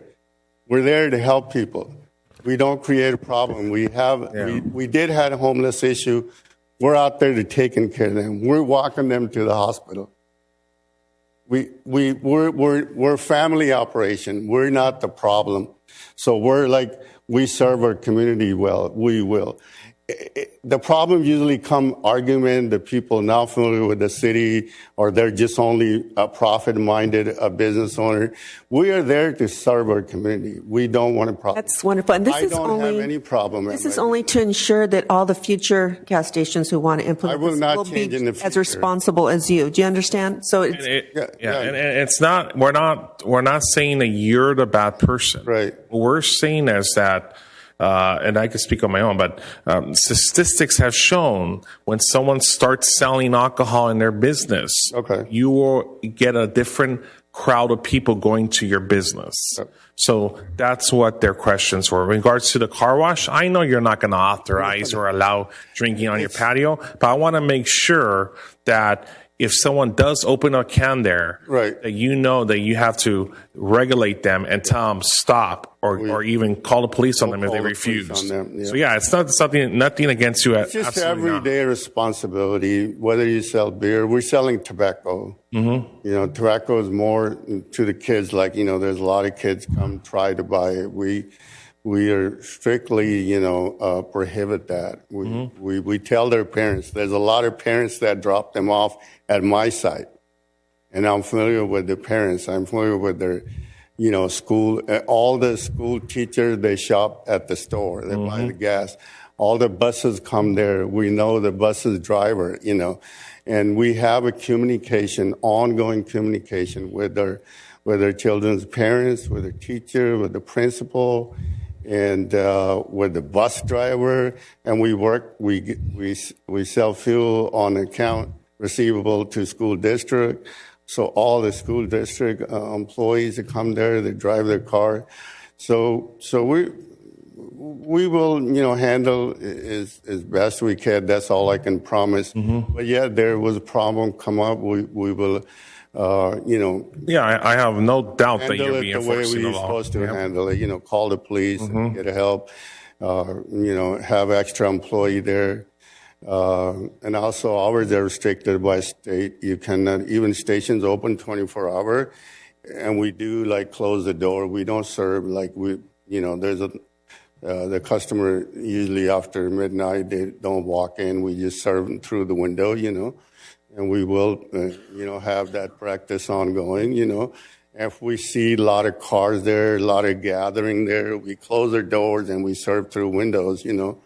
And so there's a lot of monitoring that we do, and we'll prohibit a lot of the issues that you have a concern on, you know. Yeah, great. Yeah, I think that's all. Any more questions for the applicant? Okay, thank you. That's all. Thank you. Thank you.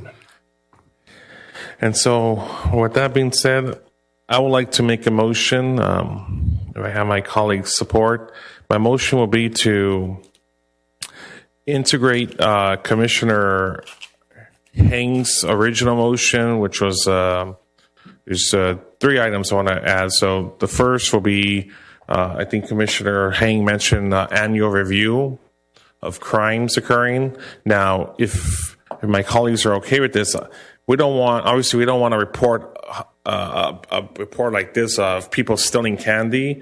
So I think we do need to be a little more specific on that. So I'll say if any report of misdemeanors and felonies occurring at the location, so that way we're not getting petty stuff. It has nothing to do with alcohol or violence, or because that's not going to be under an infraction. We don't want a ticket outside if a police officer pulls someone over in the gas station. Obviously, we don't want to report on that. So, what we want to report, or what we want to dig into, is any misdemeanors and felonies occurring on the property. So, just to be more clarified on that. And then the second thing, if possible, would be to what was the second thing Commissioner Heng mentioned? Oh yeah.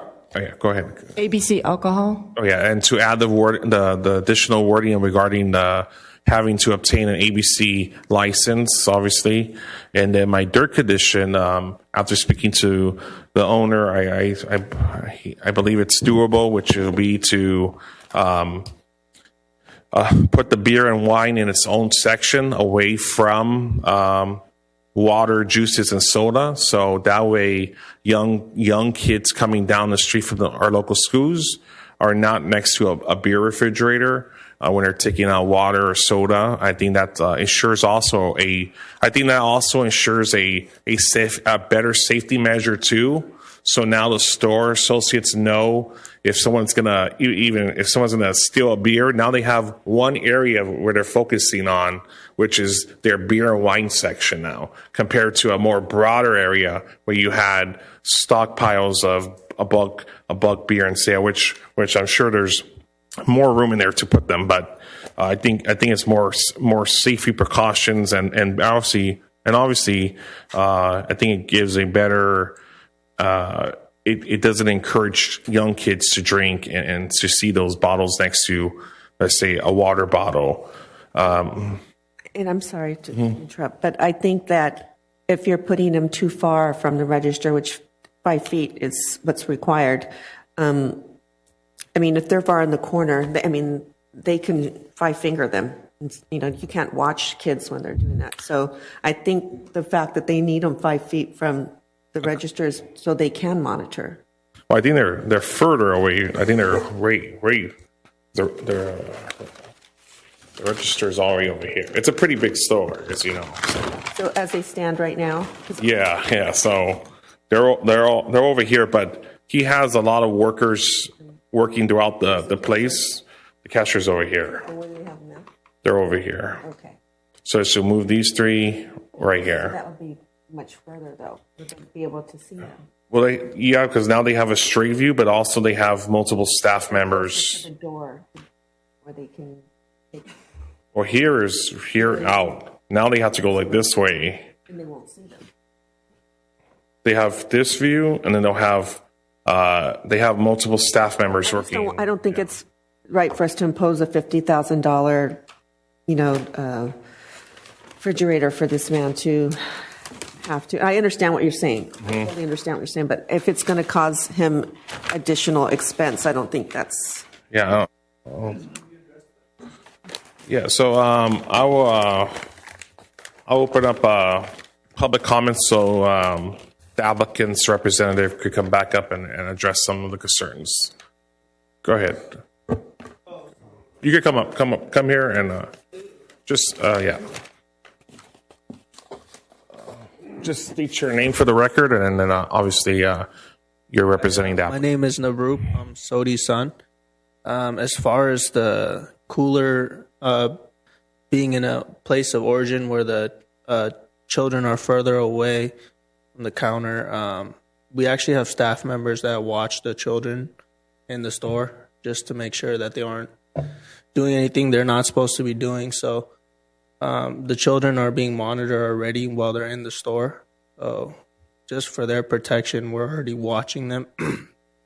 So in this concern that you guys have, it's... And that's probably already in the ABC requirements that you monitor and don't allow underage kids. They will try to get, wherever they can.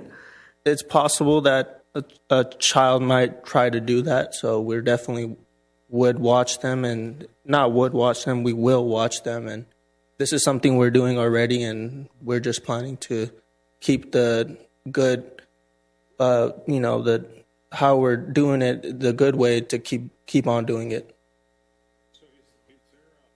Is there a way maybe to, you see how there's three beer and wine refrigerators, one through 3, and then number 4 is water? Yes. Maybe there's a way to place that water in one of your other coolers and then put something else there that doesn't, just to put like a buffer in between, but something like that's less visited kind of thing? Yeah. You know what I'm saying?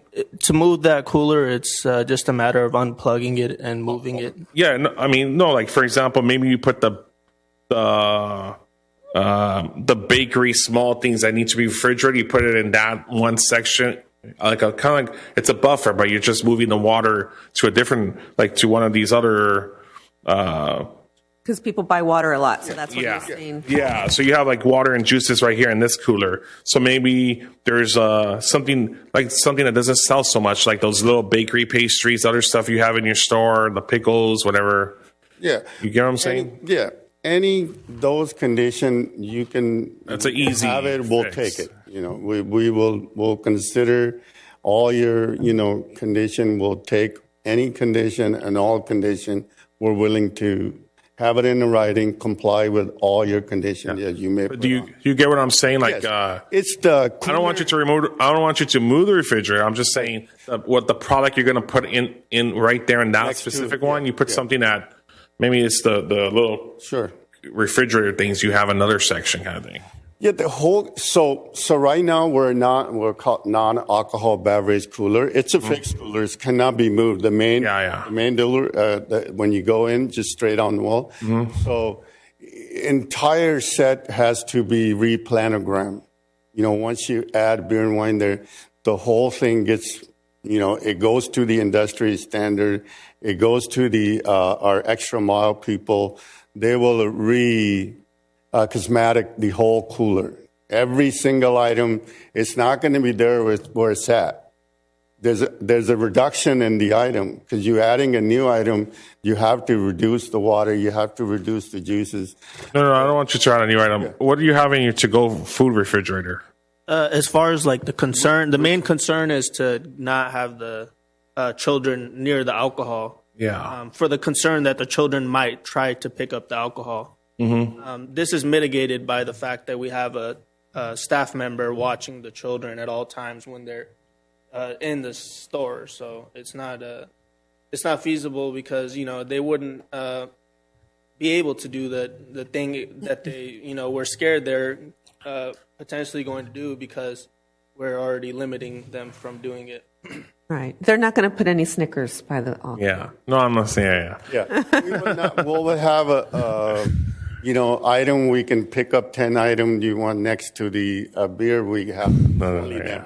Yeah. You know. No, okay, yeah, it was just a comment. What I'm saying, we're willing to work with our city. We're willing to work with our community. Yeah. We're willing to comply. Not willing, we have to comply with all the laws.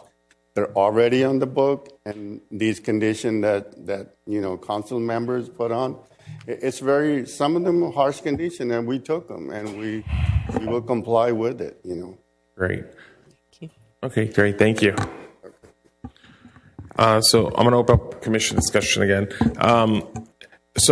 Maybe... Can we vote again on Gina's motion? Let me just say the comment.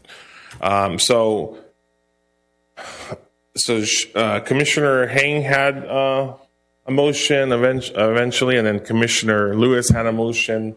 I will encourage my colleagues to somehow come to an agreement on a balance in between those two motions. But yeah, I'll say that's what I want to say. So, or we could bring this back for the next meeting. Chair, I believe you were made a motion. I'm going to recall that motion. So, is there? Can we vote on Sheena's again? I think if you want to make a motion for that, yes. Yeah, it has to be. The motion has to be made again, but yes. I'll second that. Okay. Are you making a motion? Make the motion. Okay. So, Commissioner Becerra has made a motion to bring back Commissioner Hang's original motion, which was to require an annual review. It was a 12-month. 12-month review. In 12 months from this date, require a review, and also to add the wording that this is a condition on the approval of an ABC license. And it's been seconded by Commissioner Hang. So, Joanne, can you once again clarify the motion and then do roll call? The motion was to approve resolution number 24-6141, a resolution of the Planning Commission of the City of West Covina, California, approving conditional use permit 23-09 with an added condition for a 12-month review and stating that Joanna, an ABC license is required. I'm sorry, can I just add something? So he says he's not going to get the approval from the ABC board for at least 3 months. So can we make the initial reviews 15 months from the time their permit is approved, and then each after 12 months? Would that be acceptable? So Commissioner Becerra will amend her motion to add clarification that, if I'm not mistaken, that the review period for 12 months should occur now on this date, but at the time... The initial review only, 15 months, because it gives them time to get their approval. Or do you want when the ABC license is approved? Yes, but we don't know when that's going to be. They send us a letter. Huh? They send us a notice. Oh, they do? Do you want to put a specific date on that, or should we just put it for 15 months from the time they get their... City Attorney, what do you recommend? You can make it 12 months from the date that the city receives the ABC license approval. Okay. So the first has amended their motion. Does the second concur? Commissioner Hang, that would be to you. Do you agree with the changes to the motion on the floor? Yeah, that's fine. Okay. So the motion has been updated. Great. So with that being said, Joanne, you want to do roll call and clarify the motion one more time?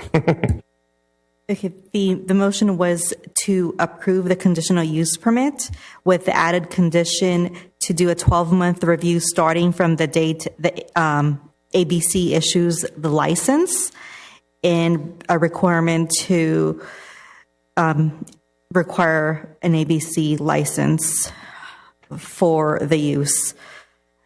I'll go ahead and start the roll call. Commissioner Lewis? No. Commissioner Hang? Yes. Commissioner Becerra? Yes. Vice Chair Williams? No. Chair Gutierrez? Abstain. The motion dies. So since there's no concurrence going on, I would recommend, I would like to go visit, probably visit the location. If we can't come to an agreement today, then I will go. I'd like to go visit the location to see the idea and the diagram, and then bring it back. If it's not before the next meeting, then bring it back for a special meeting if the commission's open to it. But see, each forgive me, each gas station is going to be different. We can't go to each gas station and tell them how to arrange their... He's already made the efforts that, and again, I think that was good what you had said, and he's already said that he would adhere to that. If you want to put that in the motion, we can do that. That he keep any, candy or things that children, or keep the alcohol and beer, separate from any products, maybe. I mean, but we have to impose that to everyone. Sure.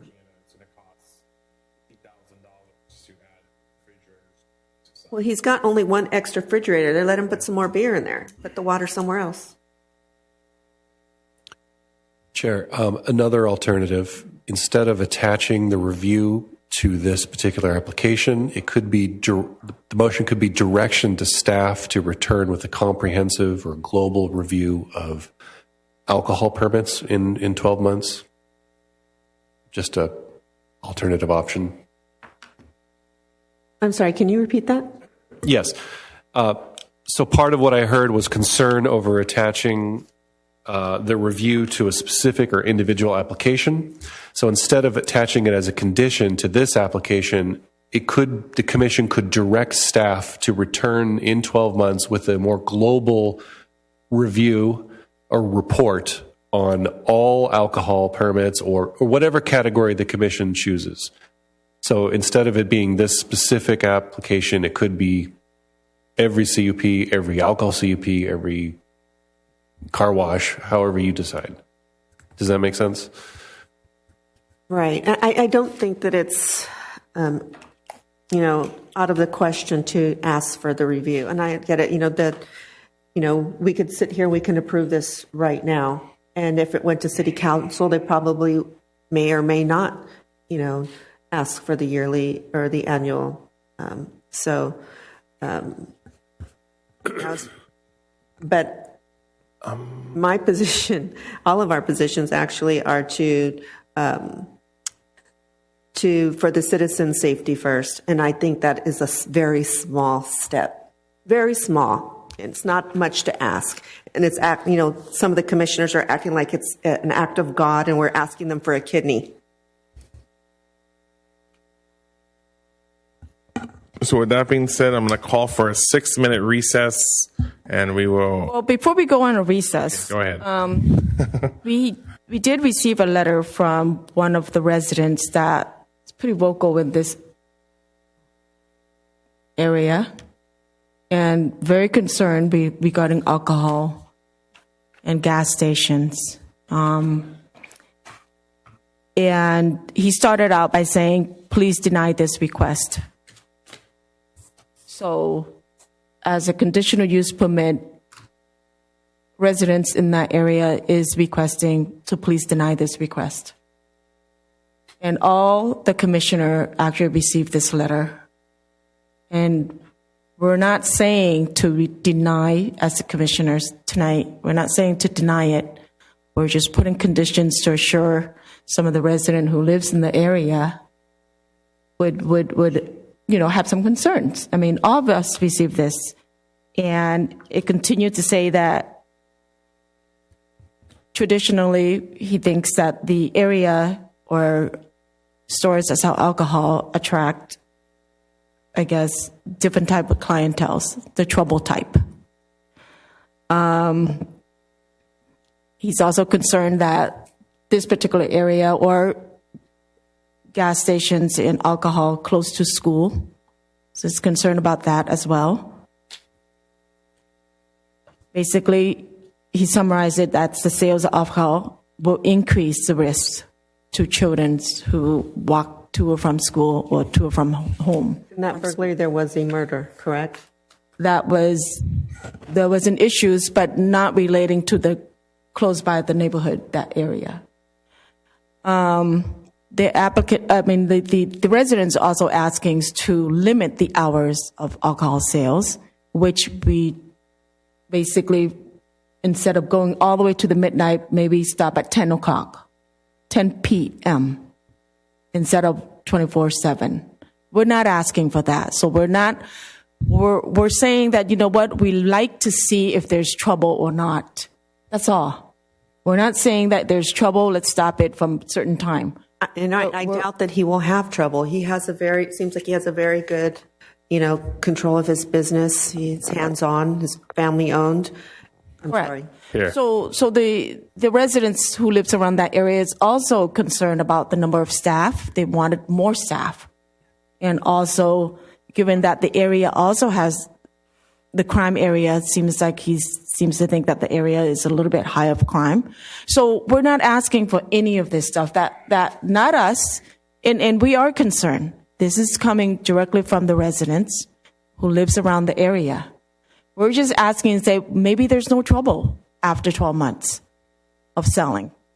And the owners also know that, hey, we need to make sure that this area and then the clientele that they have, it's good. And maybe after 2 o'clock, they themselves monitor whether to sell alcohol to a troublemaker in attracting police reports or what have you.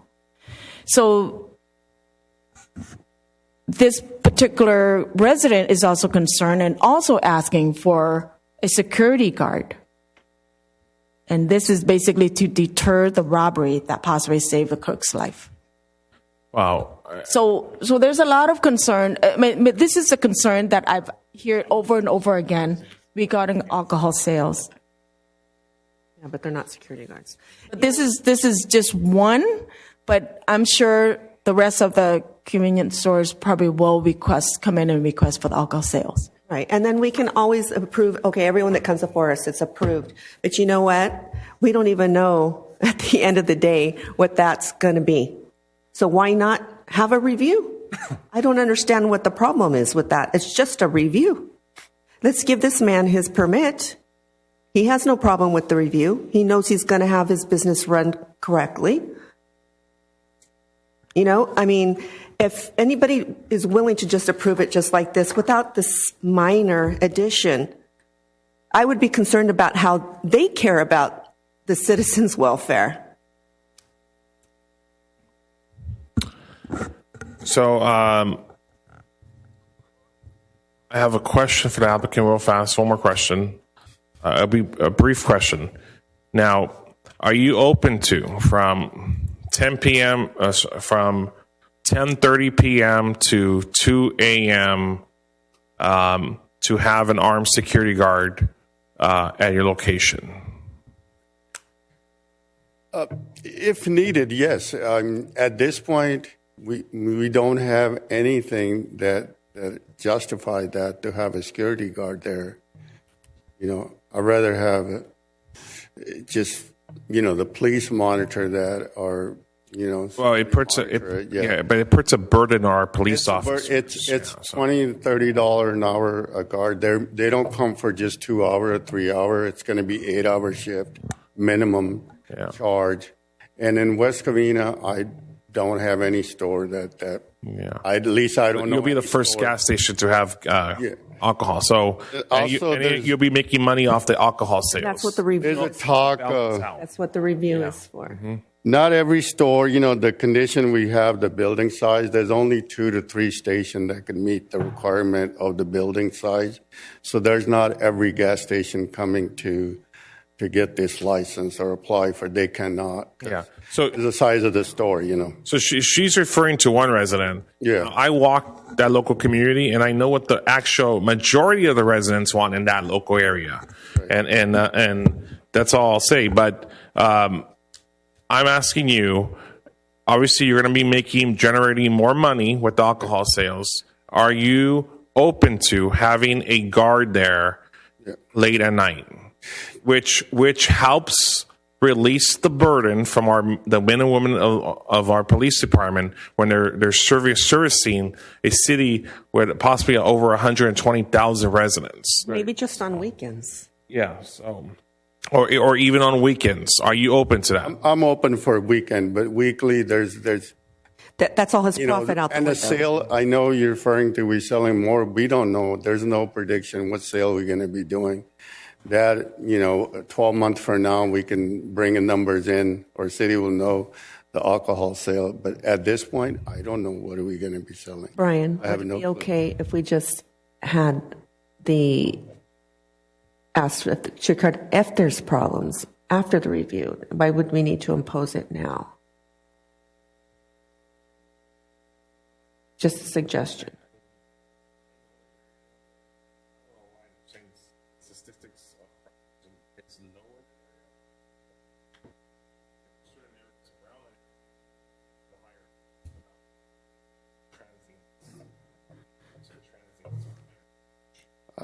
Speaks to its warning street 2 feet away, the 7-Eleven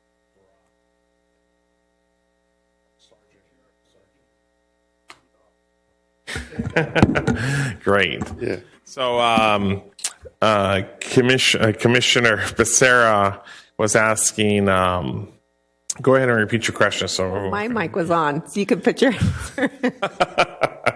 So. My concern was that a few hundred feet away across the street, there was an armed robbery that occurred last week, and luckily, our remarkable Sergeant Abel Hernandez was able to apprehend that suspect.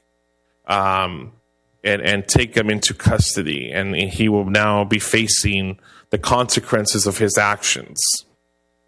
And so my concern is that people, I've seen firsthand there is a lot of crime that happens around the area. I'm not saying, again, it's not at your gas station, but then again, you're going to be selling alcohol. Which statistics have shown have increased crime.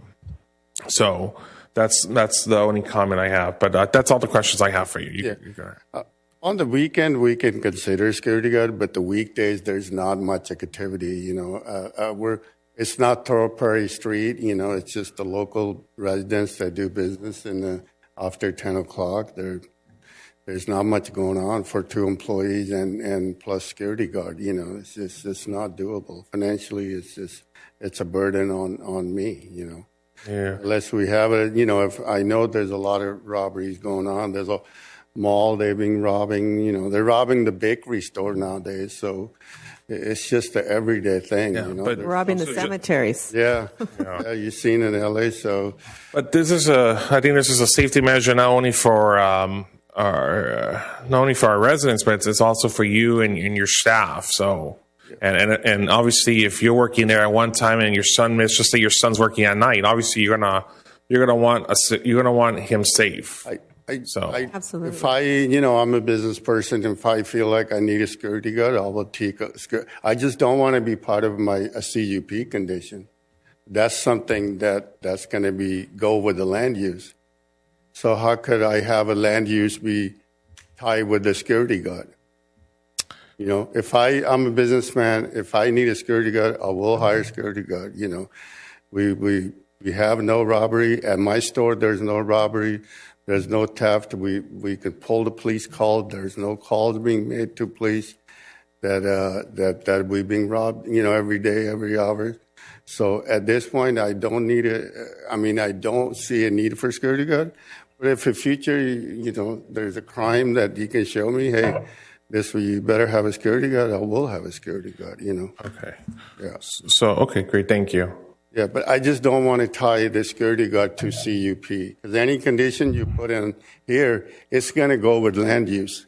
Mm-hmm. That will stay with the land use. So that's something, 100 years from now, maybe somebody else, maybe, a new generation, they even have to do it. So it's just that we're talking about land use, condition on land use. That's something I cannot commit, Yeah. But for safety, we take every measure. We will consider security guard. We will even hire a police officer if we have to, Yeah. It comes to that. Yeah. So I'm going to call for, thank you. I'm going to call for a 6-minute recess. And we'll reconvene in 6 minutes. Right now it's 9:08. Okay, the regular meeting of the Planning Commission will reconvene at 9:14 p.m. Pacific time. So we're back on the subject matter of conditional use permit number 23-09, category exception for the location located at 1209 South Sunset Avenue. The applicant is requesting the approval of conditional use permit, CUP, to allow for the off-site sale of beer and wine within an existing 2,482 square foot convenience store at a service station, Chevron Extra Mile, located within the neighborhood commercial N-C zone. Okay, we'll go back to the commission. Mr. Chair, I'd just like to make a motion and just a brief comment. First and foremost, I think the concern is not being reactive to concerns of code enforcement, police, residents, or anything like that. The concern that I have personally on this is that in the event that we have some sort of an annual or even an initial review where we are effectively inviting back there to be a public hearing, a defense, at the cost of the applicant, I think that's a procedural due process concern that I think we are discounting, and discounting substantially, because it's their time, it's their money when they're coming here, and if they're going to have to come here an additional time or multiple additional times every 12 months, that's going to impose a burden on them for a 10% usage of, and it's an ancillary usage to a service station. It appears to me to be problematic in the sense that it's just going to be a constant, well, are you guilty today? Are you guilty today? Are you guilty today? Without any specific articulated reason why there is a call to the principal's office. That's my issue with it. And so I don't think that we're going to get anywhere with this. So fundamentally, I think it's just time to motion to send this to the city council, as there is an impasse amongst the planning commission, and we'll let the city council make the decision. That's my motion. Okay, there's a motion on the floor by Commissioner Lewis. Is there a second? I would like to make the second motion to support what Nicholas is suggesting. Okay, there's a second by Vice Chair Williams. So The motion is to continue to move this, to send this matter off to the city council for review. With that being said, Joanne, can you clarify what I just said and then do roll call? The motion is to forward the conditional use permit to the city council. I'll go ahead and start the roll call. Commissioner Lewis? Before you do the roll call, can I ask, will there be a fee the applicant has to pay to go to city council? No. Okay, thank you. Commissioner Lewis? Aye. Commissioner Heng? Aye. Commissioner Becerra? Aye. Vice Chair Williams? Aye. Chair Gutierrez? Abstain. The motion passes 4-0. Great. So the matter will be moved to the city council. Great. And then now we'll move on to conditional use permit number 23-10, amending the CUP number 19-11, category exception for applicant Joe Gagasilian, located at 928 South Glendora Avenue. The applicant is requesting approval of an amendment to the conditional use permit number 19-11 to allow a spray booth auto body painting for an existing automobile repair shop located in the Service Commercial SC zone. Joanne, who will be doing the staff report? I'll be presenting the staff report for this item. Great. The project site is located on the southeast side of South Glendora Avenue between its intersection with Barber Avenue and Vine Street. The request is to allow a spray painting booth within an existing auto repair shop. The site is surrounded by both commercial and residential uses. The Planning Commission initially approved a precise plan and conditional use permit that allowed for the construction of a 4,275 square foot auto repair shop building and for the auto repair shop use in December 2019. However, as part of that approval, a business operation plan was submitted, and the business operation plan mainly stated that they were not going to be operating a spray painting booth, just an auto repair shop, because at that time the applicant was also operating an auto repair shop on the adjacent property, directly south of the project site. And this site is where he was operating the spray painting booth. So there was no need to have a spray painting booth within the existing auto repair shop or within the proposed auto repair shop building at that time. However, since then, the applicant, business owner, has ceased operation on the adjacent parcel, and he is completely operating his business within the property that he owns, which is the project site. And because of the business operation plan that was submitted that stated that they were not going to be painting, that had been included in the original condition of approval, which prohibited a spray painting booth within the existing building. So the conditional use permit presented to the Planning Commission at the moment would eliminate this condition of approval and would allow the spray painting booth within the existing auto repair shop. Here's the floor plan.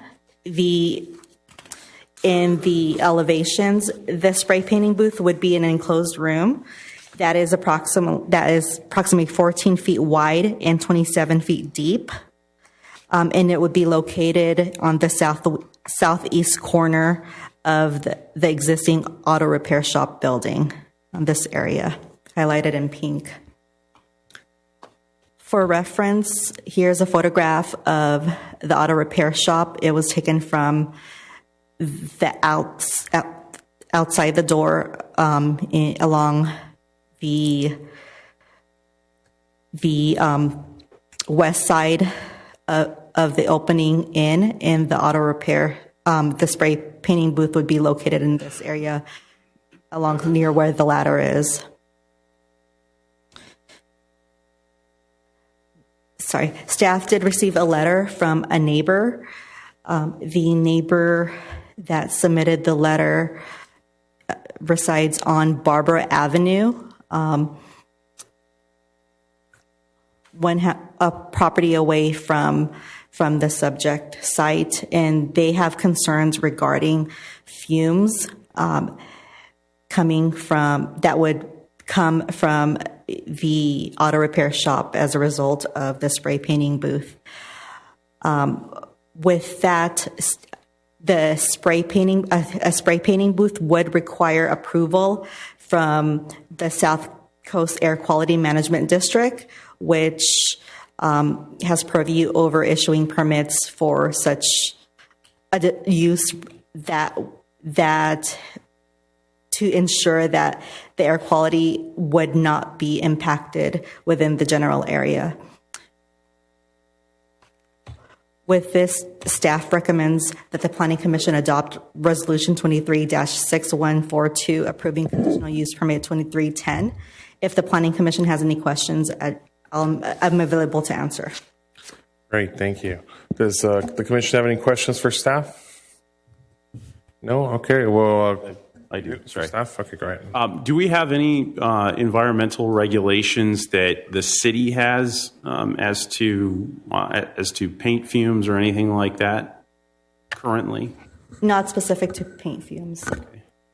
And perhaps this is a question for the applicant, but in the plans that have been submitted,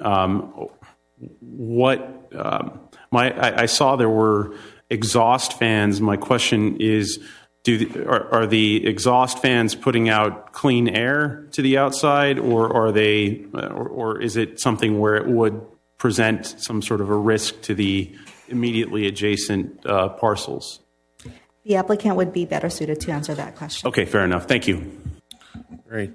If no more questions for staff, I'll call the applicant, Joe, up to the podium.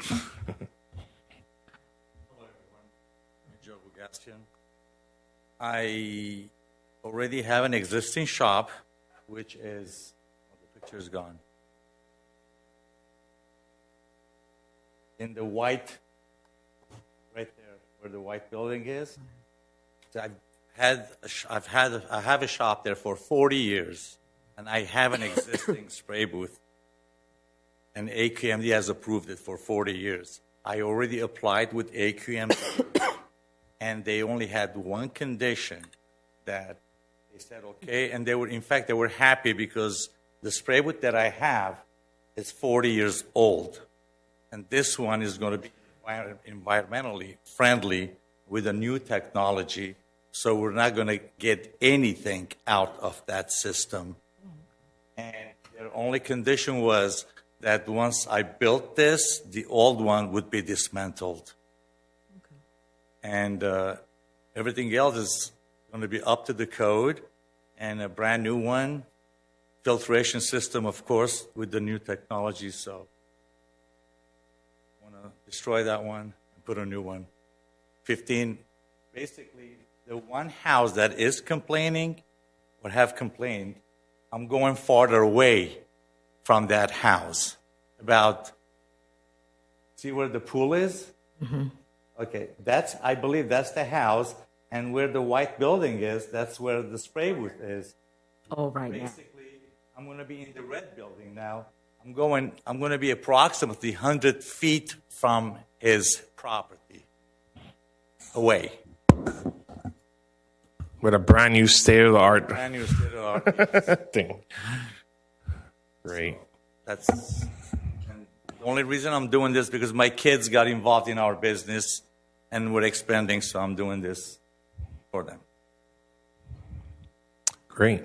Any questions for the applicant? Just had one quick question. So with regard to any exhaust filtration? Is that how is that handled? Is it HEPA filters? What are we talking about? The old one has intake and exhaust. Okay. With filters, of course. This one, it's not. The intake is going to be on the sides. It's totally different with the new technology, and filtration system is out of this world. It's like a whole new technology where even when you're spraying yourself, you will not smell or see any fumes or smell anything. And another thing I will add, the material that we use now, comparing to all 40 years ago or even 15 years ago, it's all water-based. So the solvent is water. The paint is, you dilute it with water, so it's water-based paint. Just a quick question. Is it an inhalation risk still? What do you mean by? I'm saying are the fumes that are created by it? Maybe there's no smell to it, but is it an zero. Is it an inhalation risk? Will be zero. Okay, very well. Thank you. I promise you. Yeah, and then obviously, if there was some sort of risk, then obviously that resident could have contacted AQMD. But yeah, it's great to see. I have the permit from them already. Yeah, it's great. One condition that I dismantle the old one when I get the new one. Yeah, and based upon my experience, I know AQMD actually has machines and air quality machines that they go out and inspect the premises air to determine if a business is violating the terms of the AQMD regulations.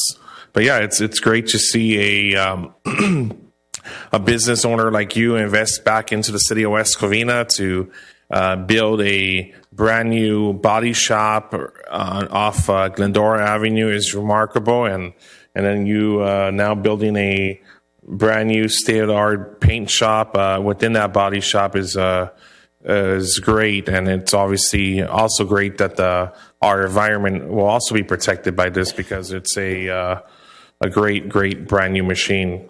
So yeah. So any more questions for the applicant? Will there be? I'm not very familiar with body shop and spray paint, but will there be any smell? None whatsoever. It's water-based. You can't even smell. If you take the paint and put it right here, you will not smell. It's water. Basically, you dilute the paint with water, so there's no smell to it. So is the current spraying also water-based at your place? The material that we use is water-based, but the current spray wood, it's 40 years old. We're just we're going to put a brand new one. So it has all the new tech on it. I understand because a couple of years back, California had started using water-based paint for residential, but I'm not very familiar with automobile paint. There's no smell to it. You can't smell it, and there's no fume, and it's not going to affect it. It's not going to affect anybody. The filtration system is so great. Even my kids, my family works in it.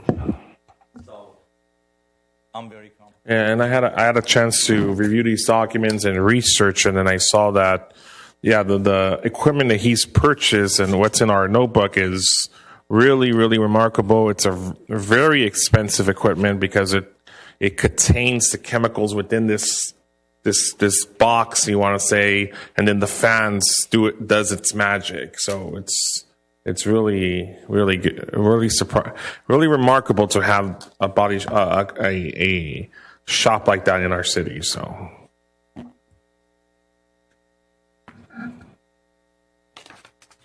With that being said, any more questions for the applicant? So, no? Okay, great. Thank you. So now we'll hear testimony from those opposed. Anyone opposed? Since there's a full room and no one wants to talk, we'll now close. And anyone in favor? Seeing none, we'll now close the public hearing and open a discussion by commission. I will now open commission discussion. And unless the commission has any comments, I'd like to make a motion to approve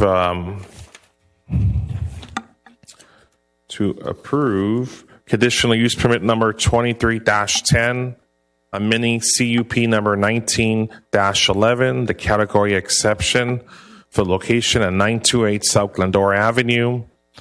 To allow as the applicant is requesting the approval of an amendment to the conditional use permit number 19-11 to allow a spray booth auto body painting for an existing automobile repair shop located in the service commercial zone. Is there a second? I'll second. Who was racing? Who's first? Who wants to take it? You can have it. Okay. It was seconded by Commissioner Becerra and motion by me. Joanne, do you want to confirm the motion and then do roll call? Yes. The motion is to approve conditional use permit number 2310. The title is A Resolution of the Planning Commission of the City of West Covina, California, approving conditional use permit 2310 and amending conditional use permit number 19-11. I'll go ahead and start the roll call. Commissioner Lewis? Aye. Commissioner Heng? No. Commissioner Becerra? Aye. Vice Chair Williams? Aye. Chair Gutierrez? Aye. The vote was 4-1 to approve resolution number 24-6142. Great. Okay, the motion is approved. We'll now move on to non-hearing items. Seeing none, there's no non-hearing items on tonight's agenda, so we will go on to commission reports and miscellaneous items. Would any commissioners like to report or comment on any item? If there's nothing to report, since it was mentioned earlier, I would like to make a let's see.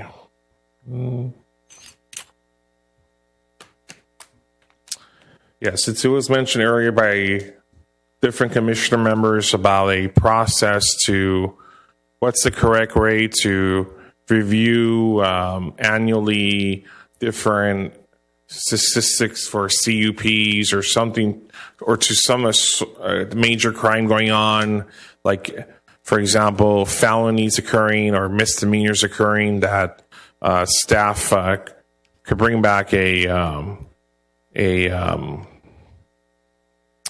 an idea on how that could be addressed going forward, kind of thing.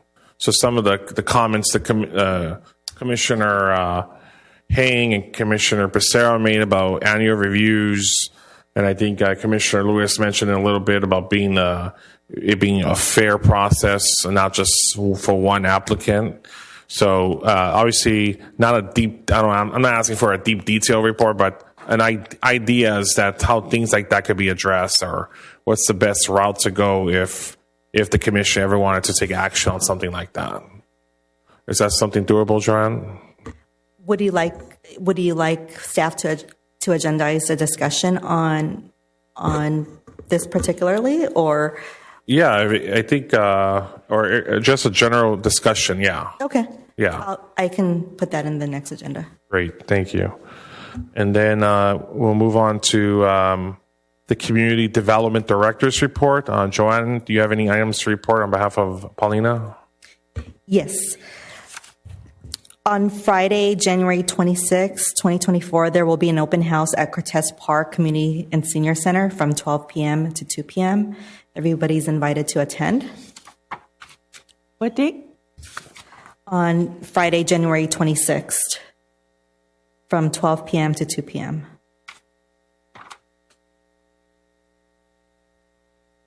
On Saturday, February 10th, there will be a free paper shredding event at Cortez Park in Community and Senior Center from 9 a.m. to 1 p.m. Also on Saturday, February 10th, from 9 a.m. to 1 p.m., there will be a free electronic waste roundup at the City Maintenance Yard, which is located on 825 South Sunset Avenue. And February 10th, from 9 a.m. to 1 p.m. at the Maintenance Yard. That concludes the Community Development Director's report. Great.